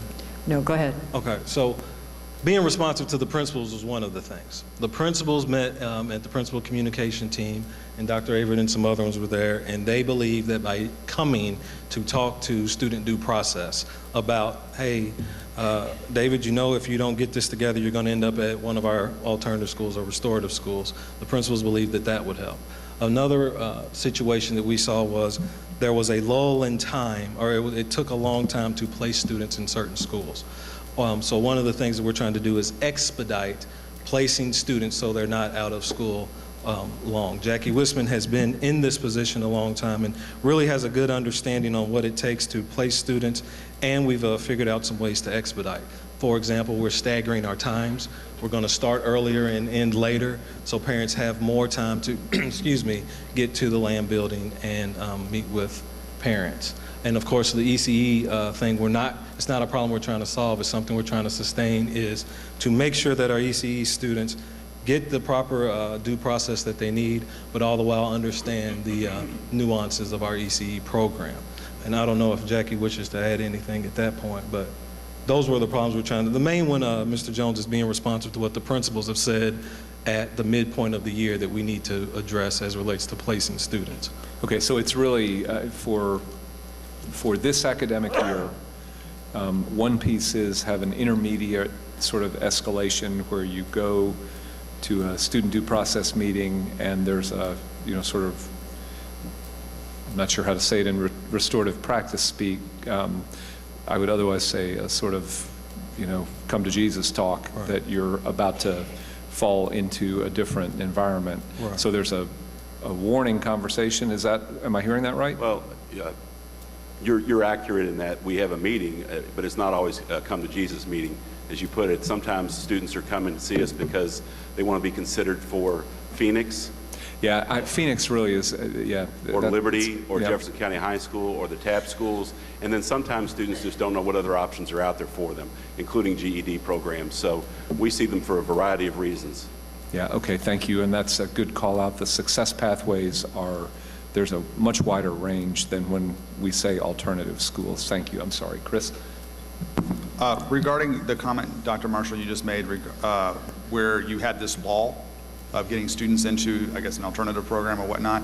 Is that a new issue, or is this something that has resulted as a consequence of us consolidating Kennedy and Mutual into Minor Daniels?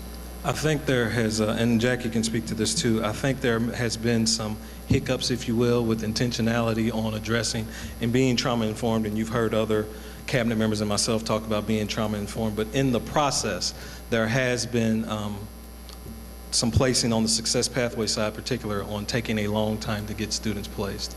So what we're trying to do is make sure, again, the main thing is achievement and getting students in school. There's been some times where students were out longer than they needed to be, and as opposed to us waiting and having to pontificate and figure out what we need to do, we understand that there is something we can do, and Jackie has been integral in figuring that out to get students back in. I believe on the restorative side, we are averaging 2 or 3 days out.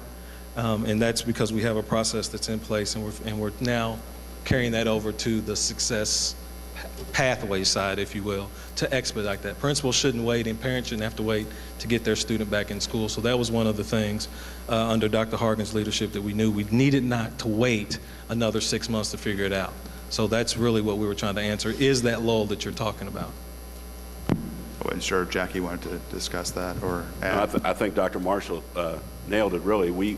When we did merge Kennedy and Mutual, space is definitely an issue, but it's turned out to be a blessing, because now we're really very discerning about when we feel a student needs to be assigned to Minor Daniels Academy, for instance, or Breckenridge Metro High School. So because of the merger, it's a space issue a little bit, to be honest, and it's been difficult, but I would applaud Don Dillard and his staff for all the hard work they've done, and keeping the middle school students separate from the high school students and still have great instruction every day. So they're doing a good job, and we're just trying to speed up the process that we saw so many students requesting consideration for these other schools. And we didn't realize, it's a good problem to have. We had no idea so many students were interested in Phoenix and Liberty, and even some that are opting to go voluntarily to Minor Daniels Academy, and some older students that request to stay at Breckenridge Metro till they can graduate.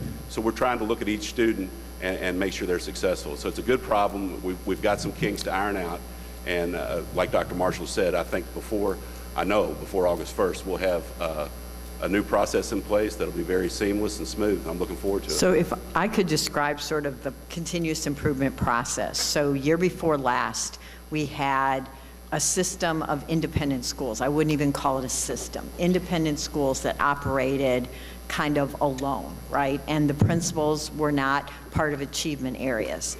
So starting this school year, we designed a system called Success Pathways, truly a system where these schools are interdependent and interrelated as one system.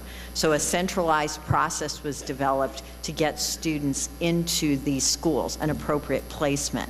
What we found in looking at it was, and the concern of the principals was, it wasn't fast enough, that it was taking too long, that it wasn't streamlined enough. So at the midpoint, as Jackie said, we're resetting to be responsive to the principals again, but we moved from independent schools to a system of success pathways that have to work with a centralized process. The other thing I'll say is, and that's why Joe Leffert is at the table, is the success pathway schools now are in achievement areas. So they're real schools, not that they always weren't, with real students who collaborate with other principal colleagues around achievement. So we've taken them from being islands out here to a system that's incorporated into the system of achievement areas. So achievement area superintendents supervise them. So that's kind of the journey. So midpoint, based on concerns from principals about it not being fast enough, we've made the process simpler and more streamlined and expedited. So does that help? Jackie, Breckenridge used to be for adjudicated youth. Have we been able to maintain that as just solely adjudicated youth, or we had to mix now? We have had to mix a little bit with staff assaults. So we code those 13B, fighting, striking student to staff. So sometimes on staff assaults, even though they're not adjudicated, we have placed those students at Breck Metro. And again, thanks to Butch Kripe and his staff for working with us, because Minor Daniels has, a full load already in their high school section. So we're trying to work with space issues there. So we have, used to be all adjudicated youth. We're at Breck Metro and students coming out of camps. And it's a wonderful school, and again, I congratulate them, but we have had to put some students there for very serious code of conduct violations, 9th through 12th only.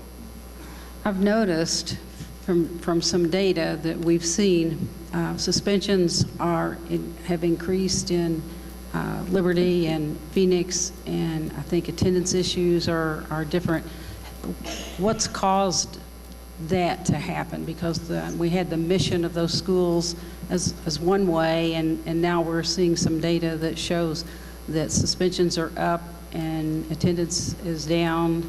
And was that a product of what we did earlier in the year, that where we were trying to place students and we weren't always perfect at getting them in the mission to the school with the mission that was appropriate for the student? Or how do you all explain that? I would say what you said is accurate, that at the beginning of the year, we had some students placed at Liberty and Phoenix that it wasn't a good fit for the student or the school. And they're not set up for violent students. They're not set up for students who are traumatized necessarily or who are going to act out. Now, they're set up to help students like all our schools are, but that wasn't a good placement process. And we're not perfect. I know my shop's not perfect, but I think earlier in the year we placed some students there inappropriately, and that Amon Talat, the principal of Liberty, and Ken Moeller at Phoenix did a phenomenal job. And I would also add Dr. Alexander with the TAP schools. And just for the board's information, just today alone, 3 students were placed in the TAP schools, and it's just a phone call. We check their grades, attendance, and behavior, and we try to make sure we screen them properly. So 3 at TAP. I think the Phoenix school took at least 2, and I want to say 3 there today alone. So 6 students were placed successfully, and their request came in this morning. So they'll be starting at those schools tomorrow or the next day with intakes. Was that discipline issue that they were assigned to TAP for? No, ma'am. Okay. They were just requested. We get the request from the counselors at the school saying that so-and-so's pregnant or so-and-so's had their child and they're looking for daycare. And then I call Dr. Alexander after I do a screen just to make sure that there's no red flags and we get that student in there. All right. I have one more question. Frank, 1994, there was a federal law concerning guns, bringing guns to school. And with that law, I think the requirement is that they are to be expelled for a year. And what we've done is we put them in alternative school for a year. But I have heard that that's not, we've had some students who've come back earlier than 1 year. Has that law changed? I'm not familiar with any changes, but I'll check on that and get back to you. All right. I've got actually lots of questions, but I'm going to just limit it, at least for this portion, to just the placement issue. And I want to commend folks for recognizing that things weren't working well and needing to change course. I think that's really positive. One of the big selling points back in March when this board adopted this new plan was, and this was kind of front and center, that students would be placed according to need, their academic and social emotional needs, rather than by offense. So instead of, categories of infractions determines where you wind up, kids are individually assessed and put where their needs can best be addressed. And I'm not heard explicitly that that's, it sounds like it wasn't happening before. I'm not hearing it yet explicitly that that's part of the intention of what we're doing moving forward. And I would like to know that that careful, individualized assessment is going to be part of the process. So, and I'll let Dr. Averitt speak on this, and I want to remind the board, and just for historical reference, we put a lot of emphasis into our mental health needs. We stopped a program that was more punitive and not productive for academics called STOP, which was, I think, $720,000 to give towards mental health needs. Dr. Averitt has put a lot of work in the area soups. I would be remiss to say the area soups have been very diligent and unapologetic about addressing some of those needs. So I think there are some things in place, but I do not want to take any of the great work and tenacity that Dr. Averitt has put into some of this work, so I'll let her speak to what Dr. Wilner was talking about as well. But we have been, and the board has voted on addressing mental health, and we have moved money, which we all know about, to address that, and there has been some things in place. You heard Dr. Seitz talk about the drug counselor that's inside Wagner that has helped immensely. That was not here a year ago. So those things are in place. All of our drug counselors that Jackie and I have are no longer sitting with us. They're inside schools. So there are some people that are out there doing some things, but Dr. Averitt has championed a lot of this, so I'll... And our Success Pathway schools do have social workers and mental health counselors, and our lead counselor for the district, Michelle Searcy, meets with the schools. She meets with Minor Daniels on a regular basis, the counselors and the social workers, to go through the needs of the school and to just name and claim each student and to see what additional supports might be needed. But we do have them staffed with supports, and even community partners are also involved to help. So is there something in place to determine, here are the resources, here are the kind of needs that can be met at Breckenridge, here are the kinds of needs that can be met at Minor Daniels? Is there being sort of some differential kind of assessment of needs that are, you know, particular, unique to each of the various school options? Does the question make sense? Yeah, and I think the area soups, we have Joe up here, but I think the area soups can speak to that because they're the soldiers on the ground and know what's inside each school. I don't know if Joe wants to touch upon that now, or we have the area soups with us. Dr. Harkins, I don't know how you want to. Well, I can't speak to the assignment of the students to the school, but an additional benefit that Minor Daniels has, which goes directly to student needs, is they have a specific transition worker who works with the student and the family as they transition in. And then if the student successfully meets the criteria and they wish to transition back out to their regular school, that transition worker follows them back to their school so that they can successfully make those steps as they go back out of Minor Daniels. So I think that's very student-based and family-based and directly meeting the needs of those students as well as the social workers while they're there. Okay, are there other questions? Next slide, Director Jackie Wisman will kind of talk about, and then so will Dr. Averitt. Okay, what you see here is a space issue, but it's a good problem because of so many students who are interested in these programs. If you look at student seats, for instance, at the TAP schools, and this is both schools, South Park TAP and Westport TAP, Dr. Alexander has about 185 seats capacity-wise. And again, that's based on some seats for pregnant students and some seats for students who've had their child already, depending on child care. But let me just say, and I can say it all the way down the line for all of these schools, if a young lady needs to go to one of the TAP schools, we don't say we don't have room. Dr. Alexander will make room, and she's proven that already since, you know, my vast 2 weeks of working with her. So, I mean, it says 2 openings, but I don't want you to think that that's it, because that's not the way it's going to be. Also, Liberty High School has a capacity of 450. And when I say capacity, I'm talking about teachers and student ratio and safety in the building, all these things. And right now we've got 14 7th and 8th grade openings. Excuse me. But as openings come available, and that's weekly, we could have some graduates from Liberty, so we'll have some 12th grade openings. And I share that with all the principals and assistant principals. I try to on a weekly basis so they know what's available.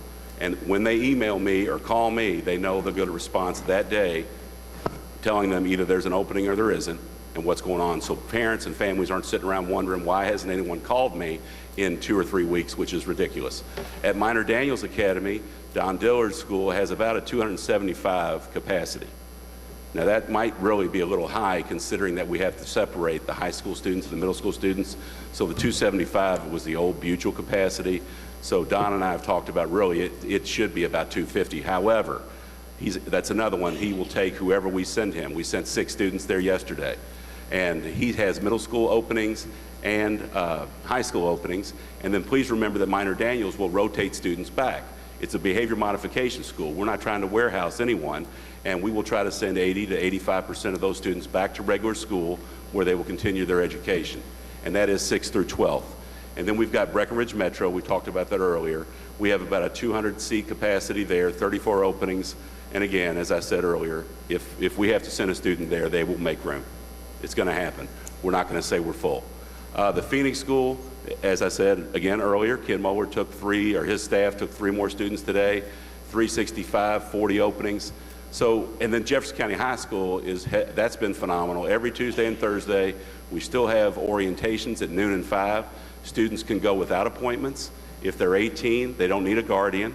And so we're sharing this information to some of our disenfranchised families so they know what's available to them. And these schools, I'm telling you, have been phenomenal in picking up the phone, calling the families for intakes, and explaining exactly what they have to offer. And Dr. Marshall is right. The area soups really understand these schools. And then if you really get into it, the principals and the staff at each one of those schools can really explain what a wonderful job they do. So, and then you've got the ECE part that I won't talk about, but you know, these are the openings, this is what we have, and I don't want you to think that that's like, well, we don't have enough room. We'll make room. I wish we had, you know, don't get me wrong, tolerance for truth, I wish we had 2 or 3 more of those schools that are choice schools, you know, for kids who want different pathways, but I know how things are, so we'll do the best we can. Okay, Linda? I have a question. Dr. Hargens, since we are rotating people in and out of these schools, and that's a plan that we have, they're not there all year. Sometimes they're there a matter of weeks. What do we use to hold those schools accountable in the academic area? Because we can't really use ACT because they're not there all that time, and we can't really use college and career readiness. So what do we use to hold them accountable? Well, go ahead, Joe. I can speak to Minor Daniels, where it's a 3-pronged approach of accountability, attendance, and so these 3 criteria, which is explained to the students and the family upon intake, everyone understands what the criteria are and then what the goal is to work towards exiting, if it is their choice when they do achieve this upon then exiting. If the attendance is at least 85%, behavior is 80%, and they have a daily checklist and programs where they track their behavior and their choices, and then the academics of 80%. They're utilizing both the Edgenuity, My Path, a second program for literacy, as well as then teacher data for that over time. And so those are the criteria to exit. Well, and so because it's a system, all of that is tracked and then goes to the other school. So if a student is working on Edgenuity at one of these Success Pathway schools and transitions back to a regular school, remember we have transition centers. They can continue and finish that course in Edgenuity or whatever they're doing. So, and the work that they did to be college and career ready, if they didn't accomplish it, it's seamless because the school that's taking them back knows what was done to help that kid or how many tries they had at college and career readiness. So that's why they can't exist separately. They have to exist within the fabric of a school because, as you said, Ms. Duncan, they go from one place to the other. And as Dr. Leffert said, you can't interrupt. You know, every day matters to make sure that you're taking them the next step toward college and career readiness or whatever the goal is. Lisa. So I've been asking for an update on the Success Pathways schools practically since they opened. How's it going? How's it going? And so I was really surprised, and I let Dr. Hargens know that I was surprised that the presentation we were getting today was really focusing so narrowly on placement and on capacity, because those are certainly important issues, but I have larger questions. So again, we were sort of promised, or this plan was sold, that it was going to reduce disproportionality, that we were going to have staff more expert in a variety of restorative and trauma-informed and positive behavioral and proactive interventions, that the focus was going to be on increasing student achievement and having more personalized approaches. So the questions that I have are, have the demographics changed in any way? And from my own, just looking at what I could find through the public website, was that Minor Daniels, Breckenridge Metro are still overwhelmingly free and reduced lunch students and African American. Have suspensions gone down from what I could find? And maybe, I hope I'm reading the data wrong, but it's more than tripled at Minor Daniels in the middle school. Attendance has gone down significantly. Disproportionality, suspension is way up. Individualized learning, when I've visited the schools, I've seen kids, some of them who really can't read very well, and just from having conversations, sitting in front of a computer and not really having the guidance and the support that they need. Are we collecting any kind of qualitative data? This is something, that I wasn't able to research myself. Are we capturing what the classroom experiences are like? Do we have classroom observations? What are the student and staff perceptions? If this is a restorative school and part of the goal is to reduce movement into the criminal justice system, are we working in collaboration with the criminal justice system, and have we seen juvenile detention go down as a result of this?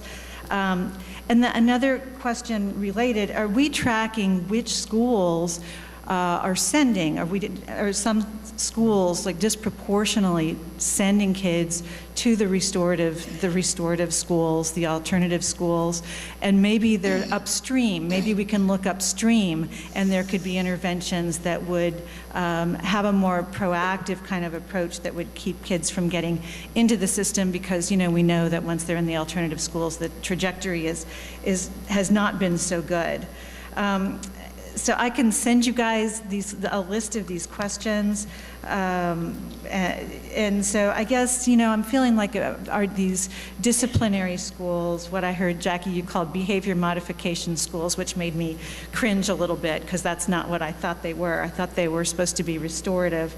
But if these disciplinary schools are kind of the last chance, for some of these students to get a great education and to be college and career ready, what are we doing specifically to build capacity for these kids to be successful? What are we doing to help the teachers know how to handle the kids when they get them? How are we supporting these schools and these students?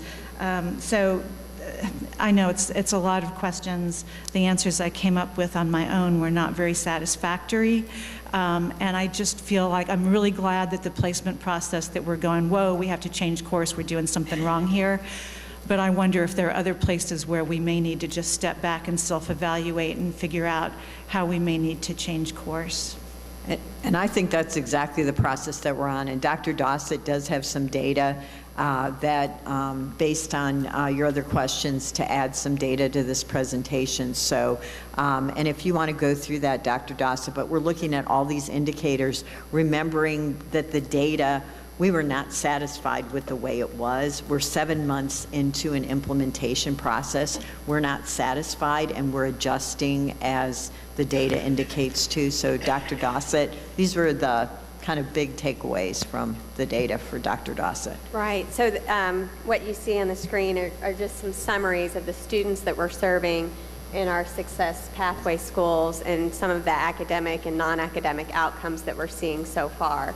So in terms of the demographics, and this is comparing at the end of the first semester this year with the end of the first semester last year, we have seen an increase in our enrollment of students from 1440 to 1566, and most of that increase is in our success or our choice programs like Phoenix and Jefferson County High School.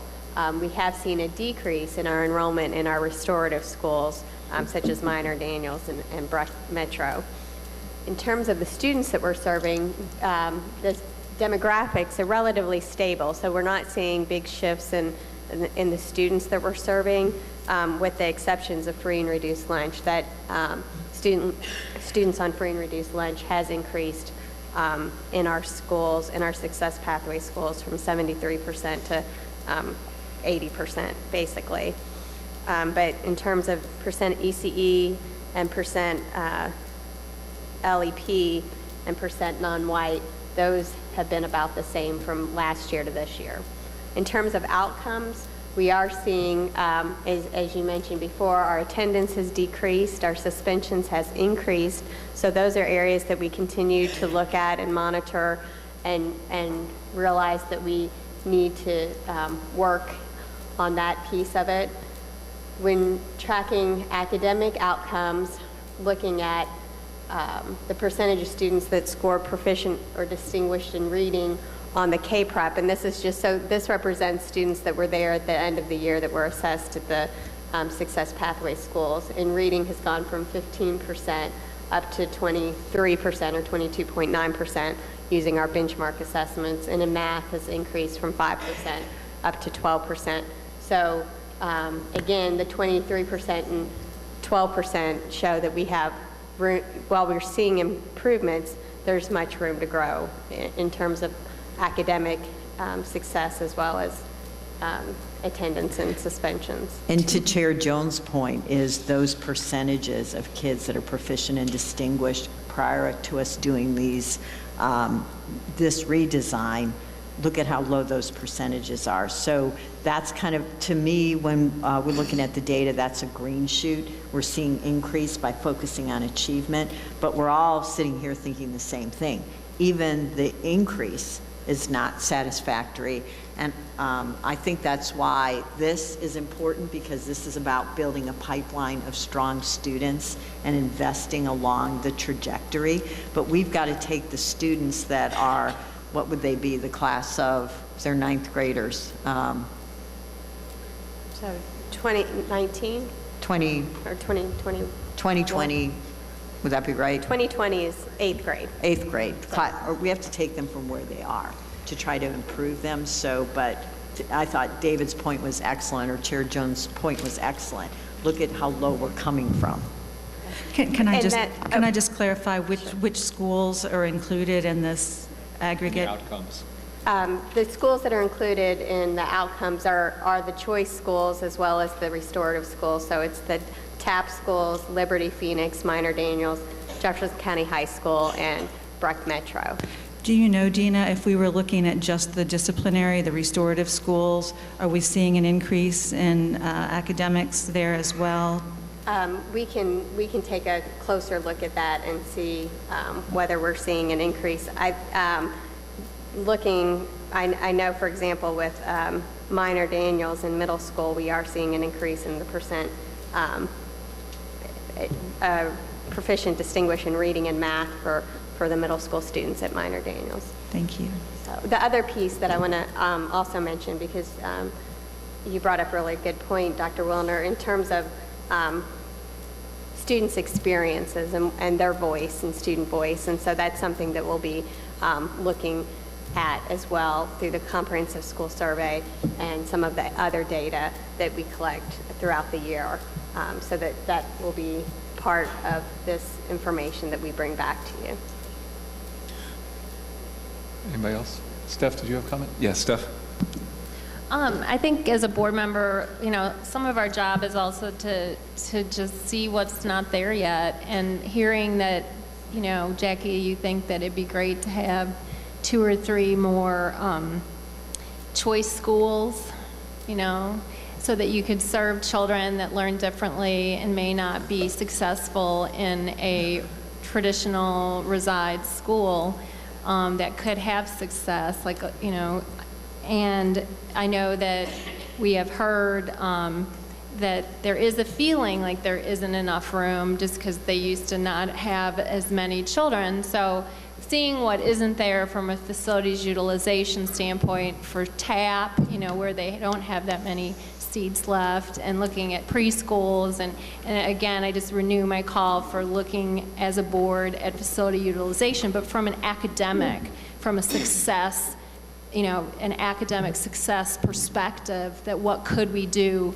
with the facilities that we have, and what could we do differently. But I do think it's good to do a reset, and what you're doing, is doing that. I love having the assistant superintendents also involved. It's good to see you, Joe, involved in having that oversight. So also the due process issue that Dr. Marshall is bringing forward does make me feel very comfortable that the families, we do get, as a board member, do hear from families that have concerns if they are going to be placed, and it gives them another layer. And also it sounds like it's actually streamlining it to make it quicker placement. So I think that this could be a positive in the temporary short term for this year, and then as another plan develops.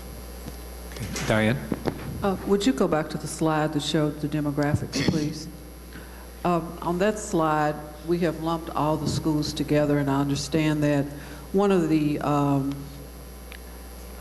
won't say concerns, but I'm curious to understand when we look at student demographics remain relatively stable, when a lot of the conversations that I am approached about is that we are not, in some schools we are very heavy with African American students, particularly in some of our, for example, Minor Daniels would be a case of one of those schools. So I understand tonight what the presentation is, and I appreciate what you're bringing to us. But what I think that I would like to see is some kind of trending data, and I think Board Member Wilner alluded to that, as it pertains to the students that are being sent to the schools. Where are they coming from? And again, although we're talking about free and reduced lunch, it's important that we talk about the cultural demographics of the population that are in the schools, and what can we do about that.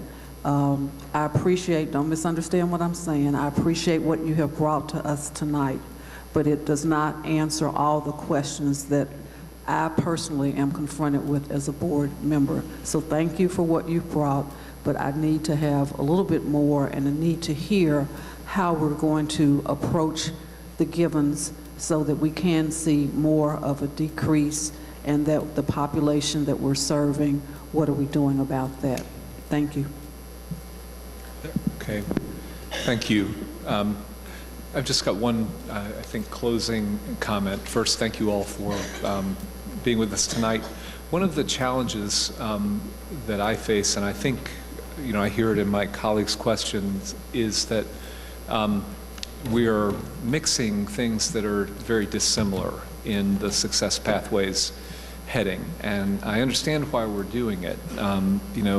Each of these schools is for students with, different, with reasons to be in a particular school. And we have offerings that serve everybody. But the, the schools that are discipline focused or restorative focused are very different from now the choice pieces of the system, where I think what we're seeing is at Phoenix and Jefferson County, we're seeing liftoff, because there are students and families that are choosing different forms of education, blendings of technology, different kinds of things. We've got Phoenix now in the middle of the county where it's accessible to, to more people.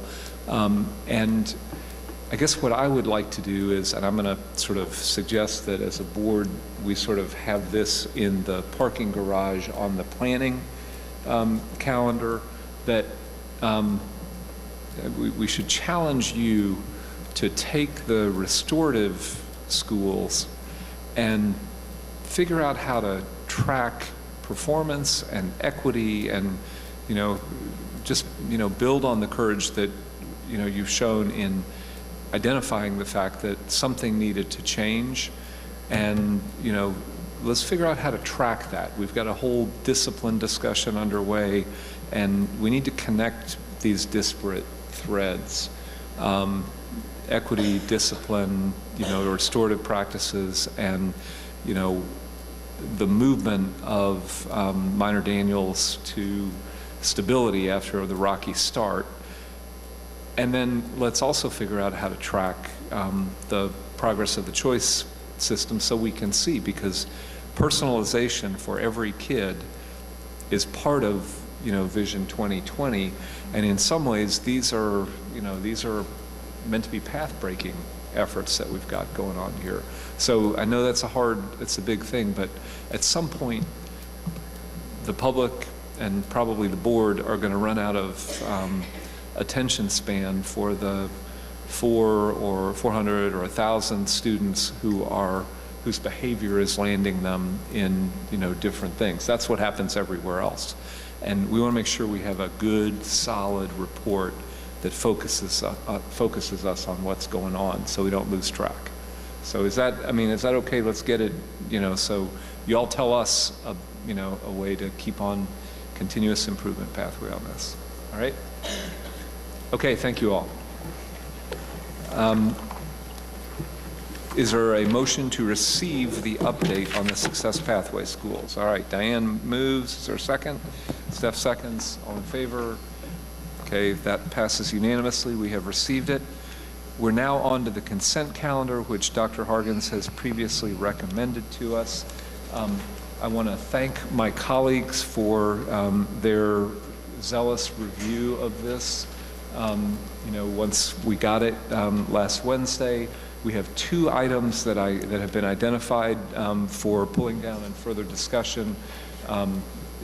One is item H, related to professional services contracts. Dr. Wilner asked for that to be pulled down, and several people asked for item O, related to board organization and committees, to be pulled down.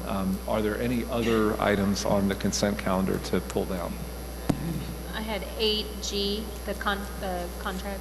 I'm sorry, yes, I apologize. Yes, Steph had asked for, and it's G?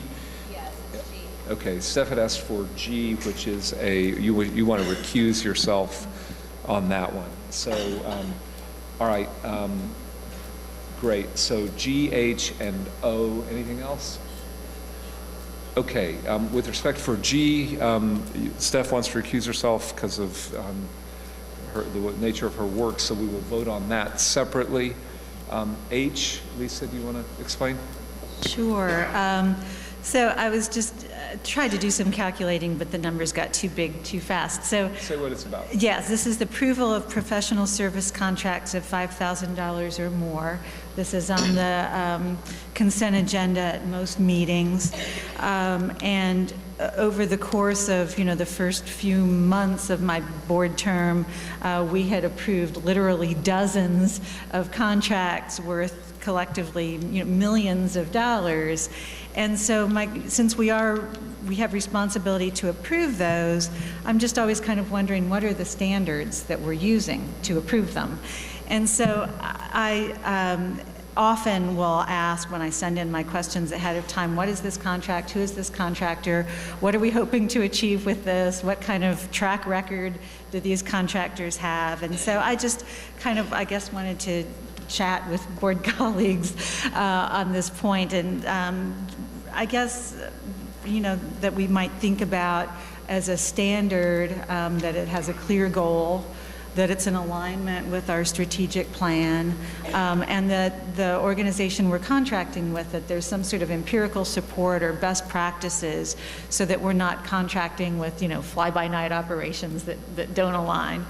In this particular case, H, I sent the usual request, what's the goal, who's this organization, and Glenn Beatty sent this beautiful rationale, and here's this organization's track record, and so I have no qualms at all all. But I had asked Dr. Hargens if we might, in the rationale moving forward, have a piece that says, here's what we're hoping to accomplish, here's how it aligns with the goal, and here's the empirical or best practices support. So I just, again, no objections to this particular contract, but just thought that was a really specific way that we as board members could set clear and high expectations. And I can tell you that we have a contract routing process, and we've actually adapted the process to include exactly that.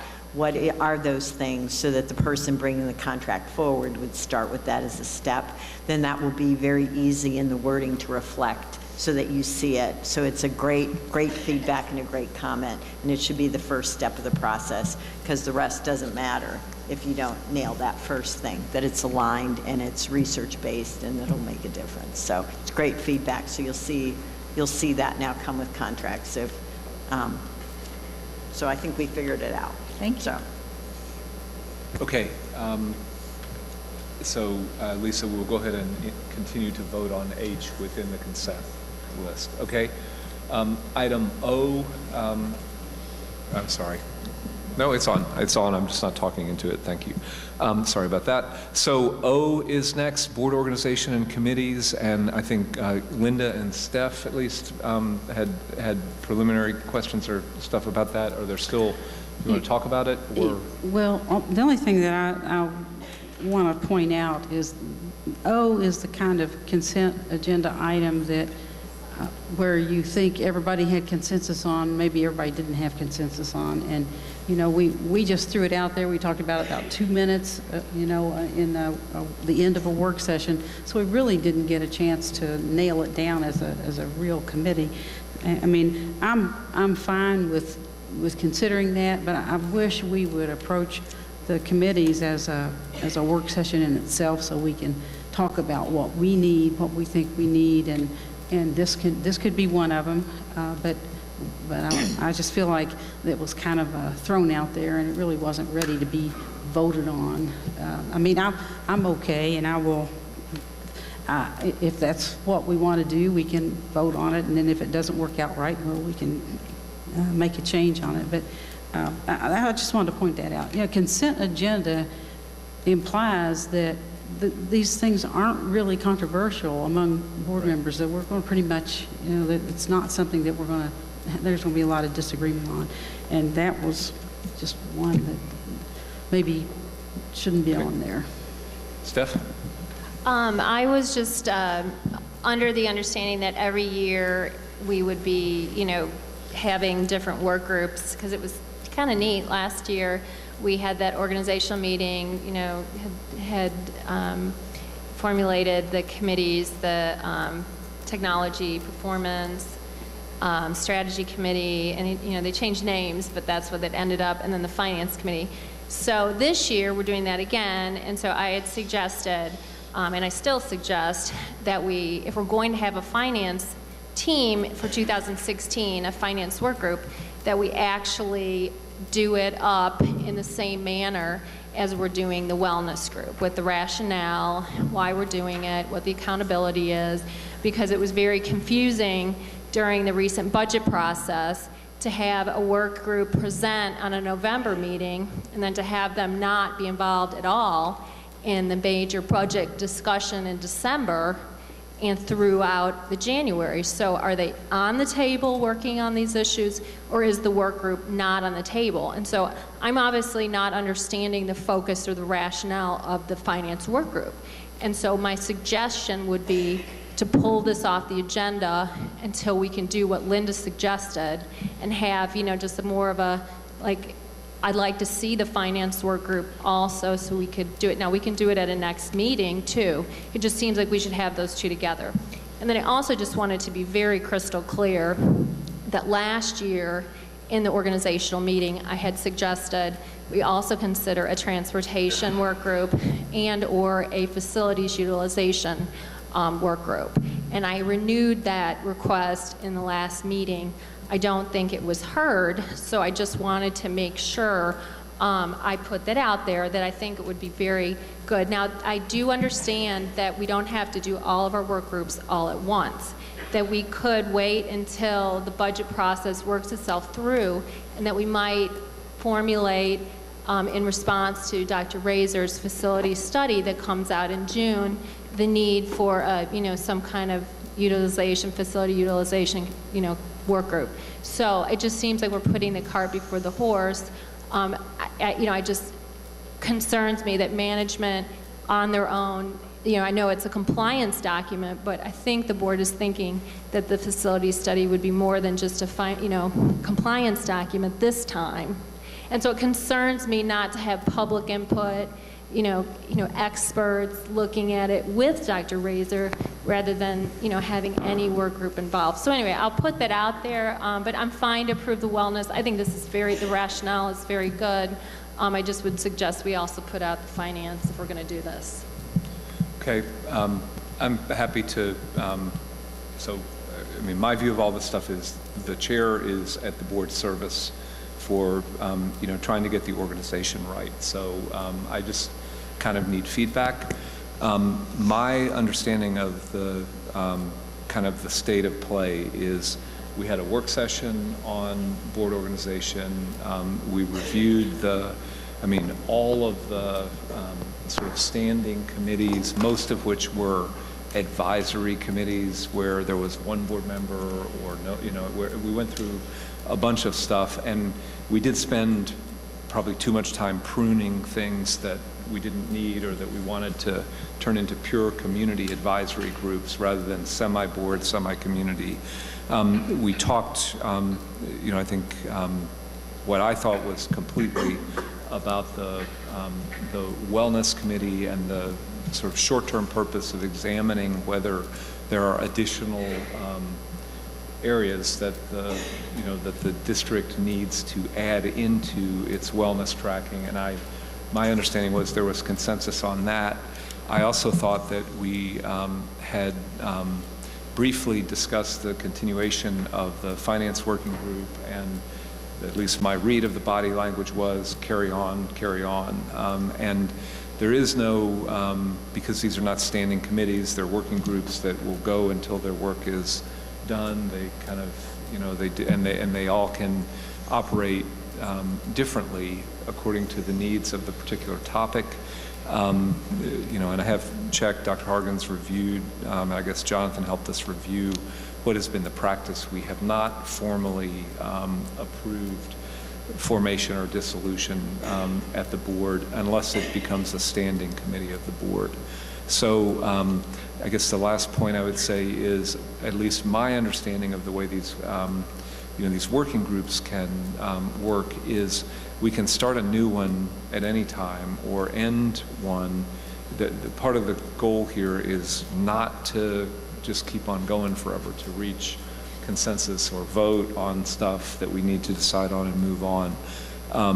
With respect to the suggestions about transportation and facilities, Steph, I just apologize because I didn't hear the request for that. I haven't heard any pressure from the board around transportation. I think the facilities issue came up a good bit in the strategic planning, and it is actually one of the prongs of the plan when we get into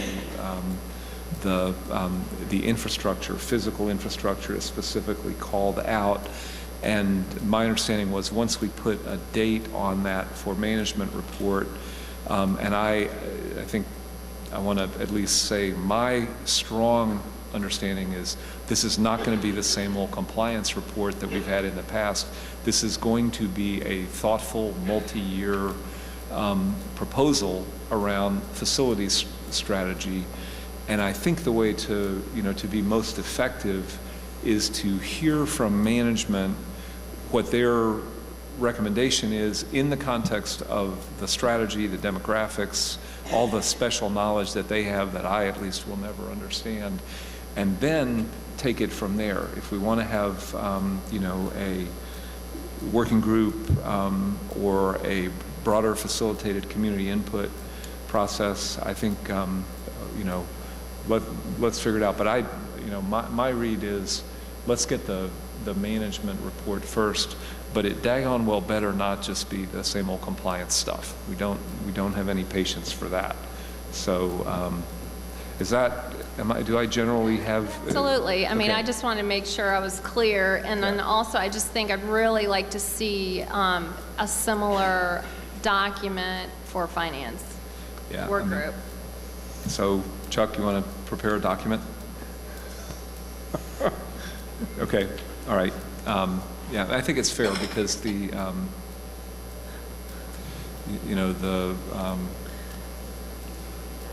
well, let's work on that. We'll come back. And I think that because you can't, in a work group, approve things or agree to do things, so I think it's appropriate that we bring it back and actually agree as a board to do it. And I'm for it. I just need to see what we're doing. Okay. All right, Lisa? I agree. I think that makes a lot of sense to have a rationale and a clear description of it. I think that's great. Steph, you had suggested that we hold off on this one until we have that. Are you flexible on that point? Or? Yeah. I would encourage us to go ahead and vote on this one because we have talked about it a couple of times and we have had a document that we've been able to review. Well, I think also, in the context of the discussion of priority schools and the, not only the, the pressures on the students that extend beyond, physical and nutritional health, but also on, on the teachers and the other members of the staff in the schools. These are things that are not really fully, at least that are not coming to my attention in an organized way as a board member, and that's kind of what we need to ask ourselves. So, okay, so is everybody content to include item O back on the consent agenda? Okay, so then is there a motion to approve the consent agenda excluding item G? Okay, Diane moves it. Chuck seconds. All in favor? Okay, that passes unanimously. The next is a motion for item G, and is there a motion to approve item G? Okay, Lisa moves, Jones seconds, and Steph is going to abstain on this one. So all in favor? Okay, that carries 601. And we are now done with the consent calendar. We're on to board reports and requests. Let's do reports and requests first, and then we'll go to the planning calendar. Diane, would you like to kick us off? Yes, thank you. Under several things I wanted to say. First of all, I'd like to say thank you to Wagner High School for hosting us tonight, and I'd like to especially thank Alicia, who was my student tour guide, who took me to the medical wing to see what was going on down there, and she is a student in that program. We talked about Project Lead the Way, and I had an opportunity to see the various parts of medical. And my comment will be about facilities. One of the things that has been very eye-opening to the board is to visit the district schools and to see what various programs look like. As we talk about facilities, I will continue to say that I am extremely concerned about the inequity of facilities, school by school. I'm not going to give that up. And I have spoken to the board chair, and so he's not disappointed in me. He knows that I'm going to say that. So for the record, I'm disappointed that we have differences in our schools as it pertains to equity for facilities for various programs, some of which are the same programs, and I'm not going to dwell on it. I just wanted to make a point. Thank you to all the Wagner students and staff for welcoming us. And also, I wanted to give a shout out to Kirk Lattimore, who is the area superintendent for Wagner. I won't get to do this much more, but this is a gentleman that's retiring from the district, so I want to thank you for your service, not only for this school, but for other schools. And if there are Wagner staff in here, if you just wave your hands so we could say thank you to you, because everybody greeted us in the hallway, so I want to thank them very much. And I had the opportunity to have dinner with 2 students from the Phoenix School of Discovery, and they've invited me to look at their yearbook, so I'll be back to see that with them. Also, a few things that I have done since our last meeting. At the Shawnee Library, Metro United Way had a breakfast on a Saturday morning to thank the host of the little libraries that are primarily in zip code 40210, and for the volunteers that are delivering the books. So I wanted to thank them publicly for the work that they have done to increase reading opportunities for students and adults in West Louisville. And I wanted to give a special shout out to the Mazik Middle School National Verizon app winners. They're on our website. I'm really excited about that, and I will have to say 6 young ladies. I will say that the day I was there, I gave a shout out for girl powers. Never say what it cannot be done, because it absolutely was done by 6 young ladies. And this is the 2nd year that Mazik has been the national winner in the National Verizon app contest. So congratulations to them. And real quickly, Portland Elementary, I want to thank the University of Louisville School of Business for providing the tablets to the 5th graders. Thank you.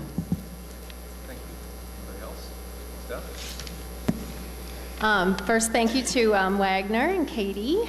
It's been wonderful coming here. Also, just a shout out to Kirk Latimer. Where are you? He has been just the most wonderful assistant superintendent. No offense, Joe, but just a pure professional and just a wonderful person to work with. I thank you so much. Just being a parent in the district and watching you as principal of Crosby for so many years, and you've just been wonderful, wonderful person for JCPS. You will be very missed by parents, teachers, you know, all of us. So thank you for your service.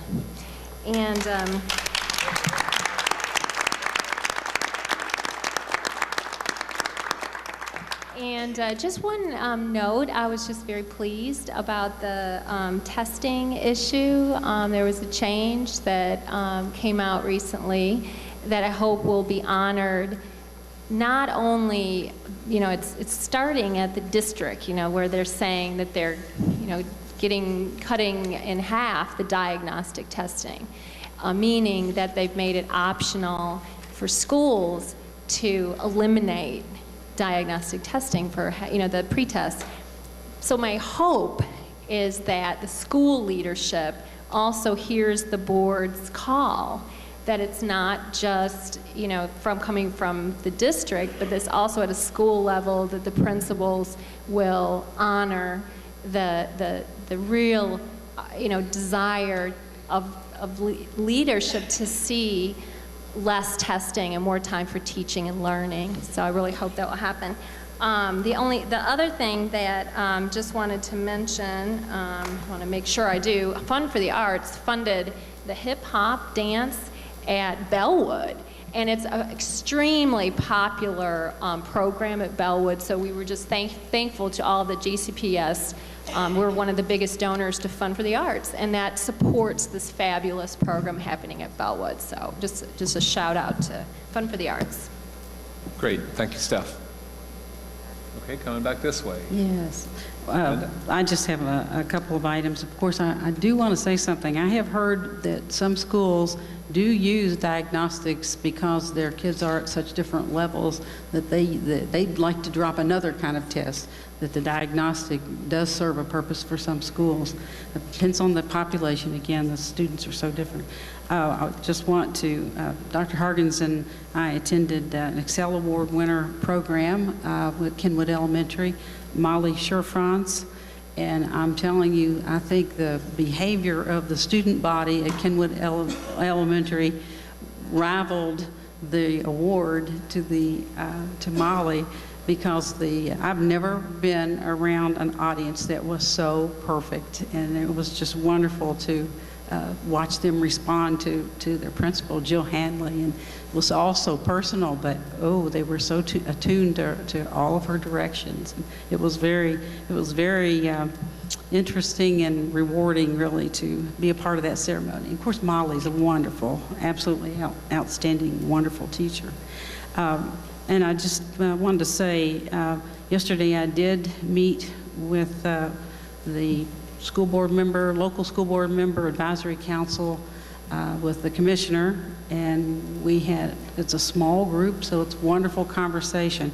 But he went through the Every Student Succeeds Act and cautioned us to not jump ahead of, with Senate Bill 1, not jump ahead on that bandwagon yet, because we've got to work out all of what the new Every Student Succeeds Act means and what its parameters are. And we don't want things to be in conflict with each other. And Senate Bill 1 has some things in conflict with that. So he kind of cautioned us on that.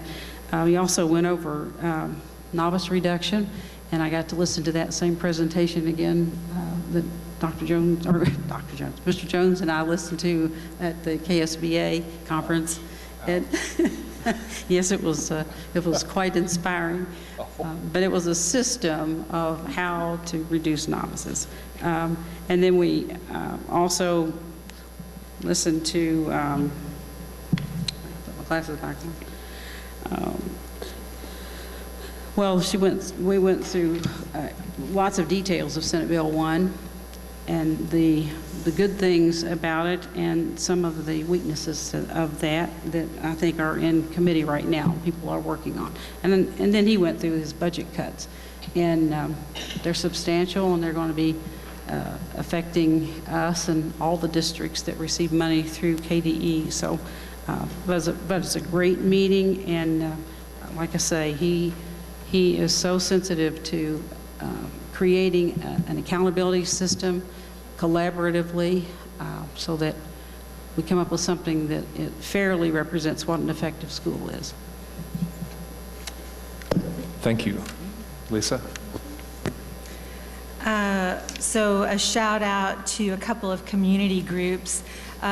The Omega Sci-Fi Fraternity brothers have been conducting a mentoring circle for boys at Minor Daniels Academy for most of this school year, and those groups are ongoing.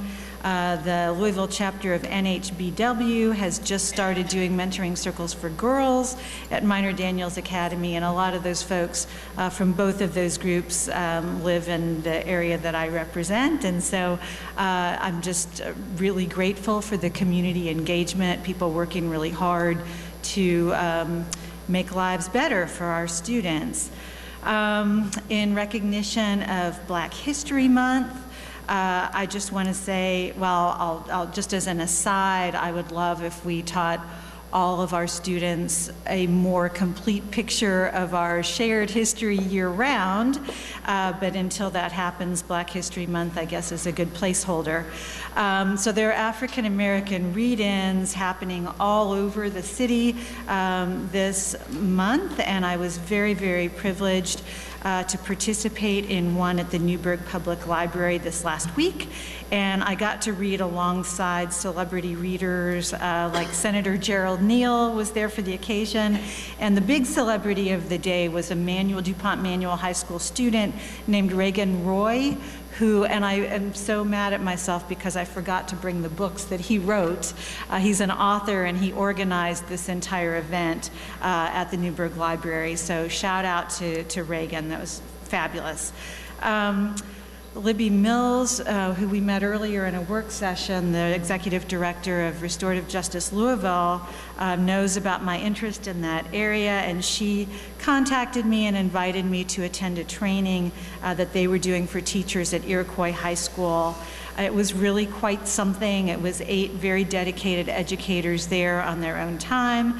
They're building a grassroots community to engage in restorative dialogue and relational pedagogy in their own classrooms. And they're really building this strong internal support network. The vision that these teachers have and their care and compassion for their students was just beautiful to observe. So, and that's not in my district, but congratulations to Ms. Duncan for representing a school with that level of dedication by the staff. And I'll leave it at that. Thank you. Chuck, anybody else? Okay, I have a couple of things. First, I want to echo Steph's comment about the importance of the authorization to reduce diagnostic testing.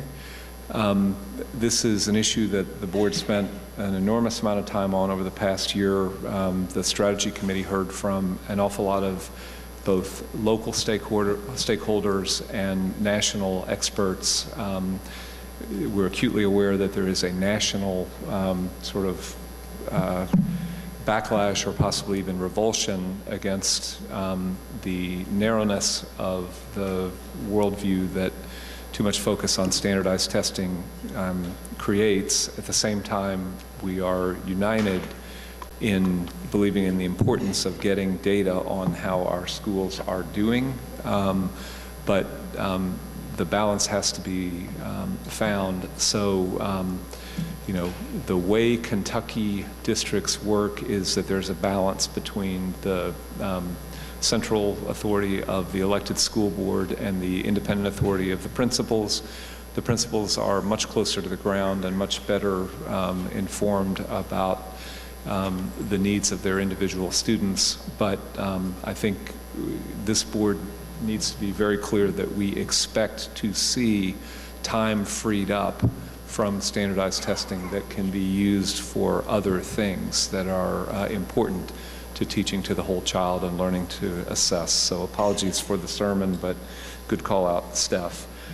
Second, I want to echo the thanks to Katie Seitz and to the whole Wagner team, the students and the teachers and the medical staff were fantastic. The level of confidence and knowledge and interest and energy that I think we all saw as we went around the school was great.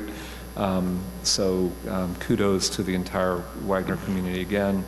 And then the last point is really weird, but this is just idiosyncratic me, but somebody earlier asked about, gosh, do we ever look at other school districts? Do we ever study what others are doing? And I have a weird coincidence from my business life. One of the members of the board of directors of Aetna, it turns out, is the chair of the Chicago School Board. His name is Frank Clark, and I don't think there are two other companies in the Fortune 100 in America that have school board members among their directors. So I just picked up the phone and called him and compared notes, and two takeaways. First of all, he would welcome exchange of ideas and learning, and the second is I am so grateful to live in Louisville, Kentucky and serve on this board, because the challenges of a district of that size and in a community, we have our challenges in Louisville, but Chicago, there are 400,000 students out of probably a total student population in the metro area of at least 2 and maybe 3 times that. And the level of achievement and the level of cooperation that we have here is something that I think we may take for granted too much. But anyway, that kind of interchange with other big cities, and I know we've got folks going to the National School Board Association, to the Council on Great City Schools. It's really helpful, I think, to all of us when we can talk to folks who are working on other big urban districts. So weird coincidence, but that's all I've got. If everyone else agrees, let's move on to the planning calendar. And I think this is the time when, we want to hear from you guys. What do you like? What's missing? What else do we try to get in the queue? I know I have one of the things from work sessions. I think we have to figure out how to do our goal monitoring work, to quote Dr. Alsbury, around this issue of restorative practice, and are we going to commit to that or not? And so, Donna, I think we got to think about, we don't even have a framework for talking about that yet, but I would put that into the hopper for how do we come back to that and stop talking about philosophy and start talking about, how do we, because we're not philosophers, we want to track execution, all right? So who else has something? Linda? I didn't know if we were going to make an opportunity to talk about our work groups, but I do feel like we need to do that, and that needs to be on there somewhere.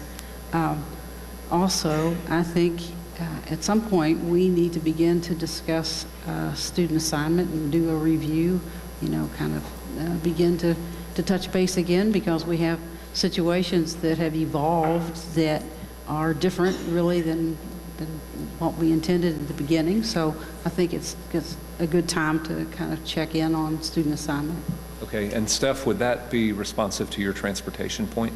Or are you just a more narrow money point? I just see it as really a transportation issue. I just see it as a transportation issue that we're where we decide to transport people. It's not a value judgment. Yep. You know what I mean? Okay, so I think student assignment and review of transportation from how are we doing compared to benchmarks kind of a perspective. Okay, got it. Okay, both of those two are on the hopper. Lisa?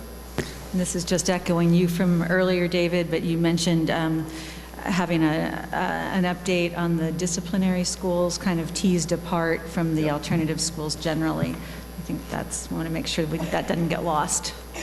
Okay. Chris? In the category of just touching base and seeing where we are as far as statuses and making sure things don't get lost, just hadn't had a status update on the magnet school review. Very good. Yes. Okay. Anybody else?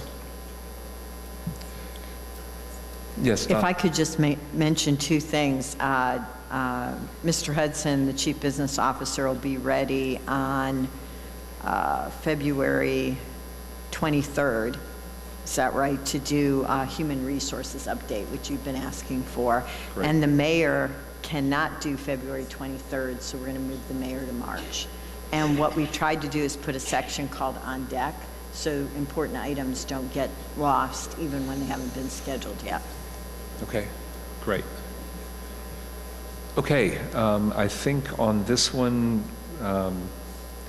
we need to vote to receive the planning calendar. Is there such a motion? Chris moves, Linda seconds, all in favor. That passes unanimously. Thank you very much. Okay, now we have several persons wishing to address the board on non-agenda items. The first is Kern Richardson. Mr. Richardson, you'll have 3 minutes. At the end of 2.5, a bell will ring once, and at the end of 3, it'll ring twice, indicating that your time is up, and the superintendent will get back to you if a response is indicated. You may begin. Thank you for being with us. Thank you. Due to the low morale among bus drivers and JCPS making the local news almost every night with a negative light, please consider the following. For receiving a free bus ride, students and their parents will sign an agreement that details the rule of conduct that must be followed in order to continue to receive a free bus ride. For one violation, 2 days suspension. Second violation, 1 week suspension. Third violation, student and parent will devise a plan for the student's transportation to and from school. There should also be a zero tolerance for weapons of any kind on a school bus, a zero tolerance for threatening a JCPS school bus driver, a zero tolerance for any behavior that endangers the safety of the school bus and its passengers.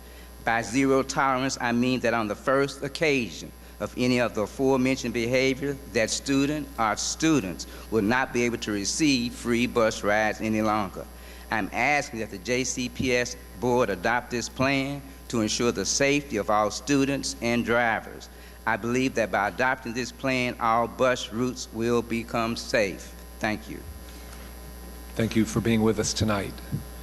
Our next speaker is Buffy Sexton. Ms. Sexton? You have 3 minutes, 1 bell after 2.5. We only have 1 speaker at a time, I think. You're just moving up. Okay, great. All right, 1 bell after 2.5, 2 after 3, and you may begin. Okay. Thanks again for being here, and thank you guys all for being here so late. Dear JCPS, We are pleased to hear that the district has decided to no longer require diagnostic testing.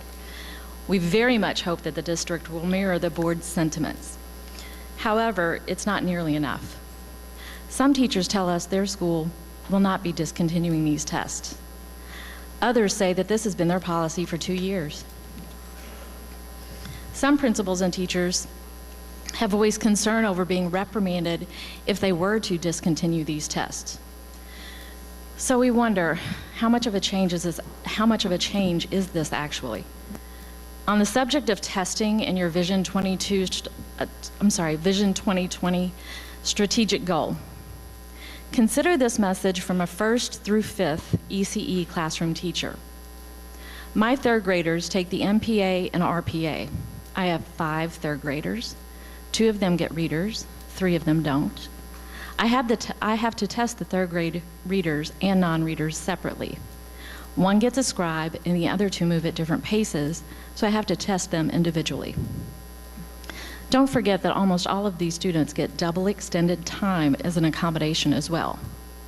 So for my 5 3rd graders that I see for an hour each day taking 2 assessments, the MPA and RPA, it will take every bit of the 5 hours that I see them in a week to complete these 10 assessments and provide them with their accommodations.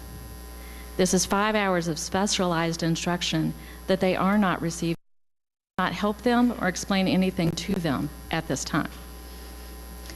From an ESL teacher, and again, this is not me, this is from an ESL teacher. How about not wasting ESL students' time by not requiring them to take proficiencies in diagnostics until they have acquired enough English to pass their own test, the Access Test? Why are ESL students being taught to randomly pick answers, as that is the only thing they can do when they don't speak or read English? What a waste of time for students and teachers. The fact that they take the K prep in their 2nd year is ridiculous as well. Do you have any idea how many adult resources are being wasted trying to give them a test that they don't understand in a small group? From a high school teacher who works with high poverty students, testing for seniors who don't meet the ACT benchmarks as juniors is brutal. They're required to complete interventions, often getting pulled out of electives to do so. After a round of interventions, the students take the Compass test in every subject where he or she did not meet the ACT benchmark. If they don't meet the benchmark, another round of interventions is ordered, and the Compass test is again attempted. By this time, Compass attempts have been exhausted, and the students begin taking the Keough test.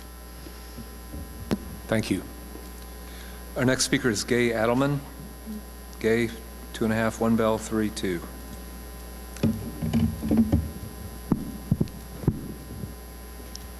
Thank you. In continuing with what Buffy was saying, parents tell us, my child takes so many tests, I don't even know what they are or why they're taking them. Am I the only parent confused when they throw these test names out at a parent-teacher conference? My little guy missed today due to bronchitis and missed 2 tests just for today. He has another one tomorrow. I told my kids they were no longer requiring diagnostic tests, and their response was, that's false advertising, we just took 2 today. These quotes are from parents and teachers demonstrating that there are 3 areas where unnecessary high-stake testing could be reduced right away for immediate benefit. Dear JCPS would like to make the following recommendations. As the teacher quotes conveyed, tests conducted on grades K through 2, ECE and ESL populations are the ones that we hear the most frequently to be age-inappropriate, unfair, and cruel. In addition, by deflating self-esteem and promoting a sense of hopelessness, these tests also undermine the potential for future success of testing on these populations down the road. Our first recommendation is to eliminate all high-stakes tests on grades K through 2, ECE, and ESL students. Further, research shows that income is linked to standardized test results, yet low-income gap students who test poorly are subjected to significantly more standardized tests than high-performing students. Our second recommendation is that the district place a limit on the percentage of time students in priority schools can spend on standardized tests, for example, no more than 5%. There is a similar bill in the Kentucky legislature that would set this limit in place for all students. Our district could proactively implement that strategy in priority schools now. Lastly, parents have a right and a responsibility to ensure the tests their children are taking are beneficial. Yet, as you heard, parents are lost and unsure of their options. We recommend schools proactively send home notifications of upcoming assessments. These notifications should include the amount of time spent preparing for the assessment, costs, and what impact these tests will have on instruction or qualifying for entrance into future school placement. Should parents wish to refuse unnecessary tests for their student, a sample high-stakes test refusal letter can be found on our Dear JCPS website. Eliminating unnecessary standardized testing not only offers opportunities to align with the Vision 2020 strategy quickly, it also offers cost savings for the school and frees up class time to enrichment and other valuable learning and teaching in the classroom. Thank you. Thank you, Ms. Adelman. Thanks for being with us tonight. Our last speaker is Tammy Berlin. Tammy?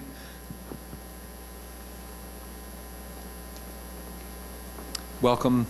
You know the 2.5 and 3 minute drill. I know the drill. Thank you, You've been here before. Mr. Chairman. Good evening. I'm Tammy Berlin, Vice President of Jefferson County Teachers Association, where I represent nearly 6,000 JCPS teachers. I'm here tonight to talk about the recent reduction that you've made in district assessments. For more than a year now, JCTA has been advocating to reduce the number of assessments that are mandated and required by the district in order to create more time for students to engage in meaningful, authentic, and deeper learning. I'm sure you remember that I've stood here before you more than once last spring and last fall to explain to you exactly how much valuable learning time, hundreds of hours, is lost in our classrooms every year to district assessments. You responded to that advocacy by adopting a vision and strategic plan that embraces the idea of deeper learning and a broader idea of what meaningful assessment is. For that, we thank you. In addition, you committed yourselves to the idea that applying not a scalpel but a hatchet to the district's assessment landscape would actually help students learn more, better, and deeper by giving them more time for active, authentic, and engaging learning experiences. You acted on that commitment last week by publicly announcing that the district's diagnostic assessments would no longer be required. We thank you for this too, although we would argue that this is a positive first step, and we believe that there's still much to be done in order to achieve an ideal assessment landscape that best supports student learning. As the people who are closest to the children, we want to work together with you to make that ideal a reality. Unfortunately, not all JCPS administrators share this vision of student learning. In spite of the announcement last week that the district diagnostic assessments would no longer be required, we've been receiving reports from members in 17 different buildings, that's more than 10% of our buildings, that their principals have opted to continue requiring teachers to administer the diagnostic assessments. Their reasons are many. Some, like Valley, state that their priority school status is a reason to continue giving the diagnostics. Others, like the state agency schools, say that they're required by their CSIP to continue giving them until they submit a new school improvement plan. And others simply don't seem to know how they should proceed until they get detailed instructions from the district. On behalf of the association, I'm going on record tonight to request that the district do the right thing by honoring the commitment that they made to the public. However, if there are principals who for any reason believe that they're unable to honor the district's commitment to diagnostic test reduction, those principals should be required to submit an alternate plan that is supported by the teachers in their building for how they will increase student learning time for their students by an amount that is at least equal to the amount of time that would be freed up by eliminating the diagnostics. This would allow schools leeway to do what they think is best, while at the same time ensuring that we all remain focused on ensuring better student learning. Thank you. Okay. Thank you, Ms. Berlin. This concludes the public speaking portion of tonight's meeting, and there is no executive session required, so unless people want to stay longer, I would entertain a motion to adjourn. Diane moves. Jones seconds. All in favor? Okay, that passes unanimously. Thank you. And thanks again, Wagner. Delighted to be here, and thank you all for coming.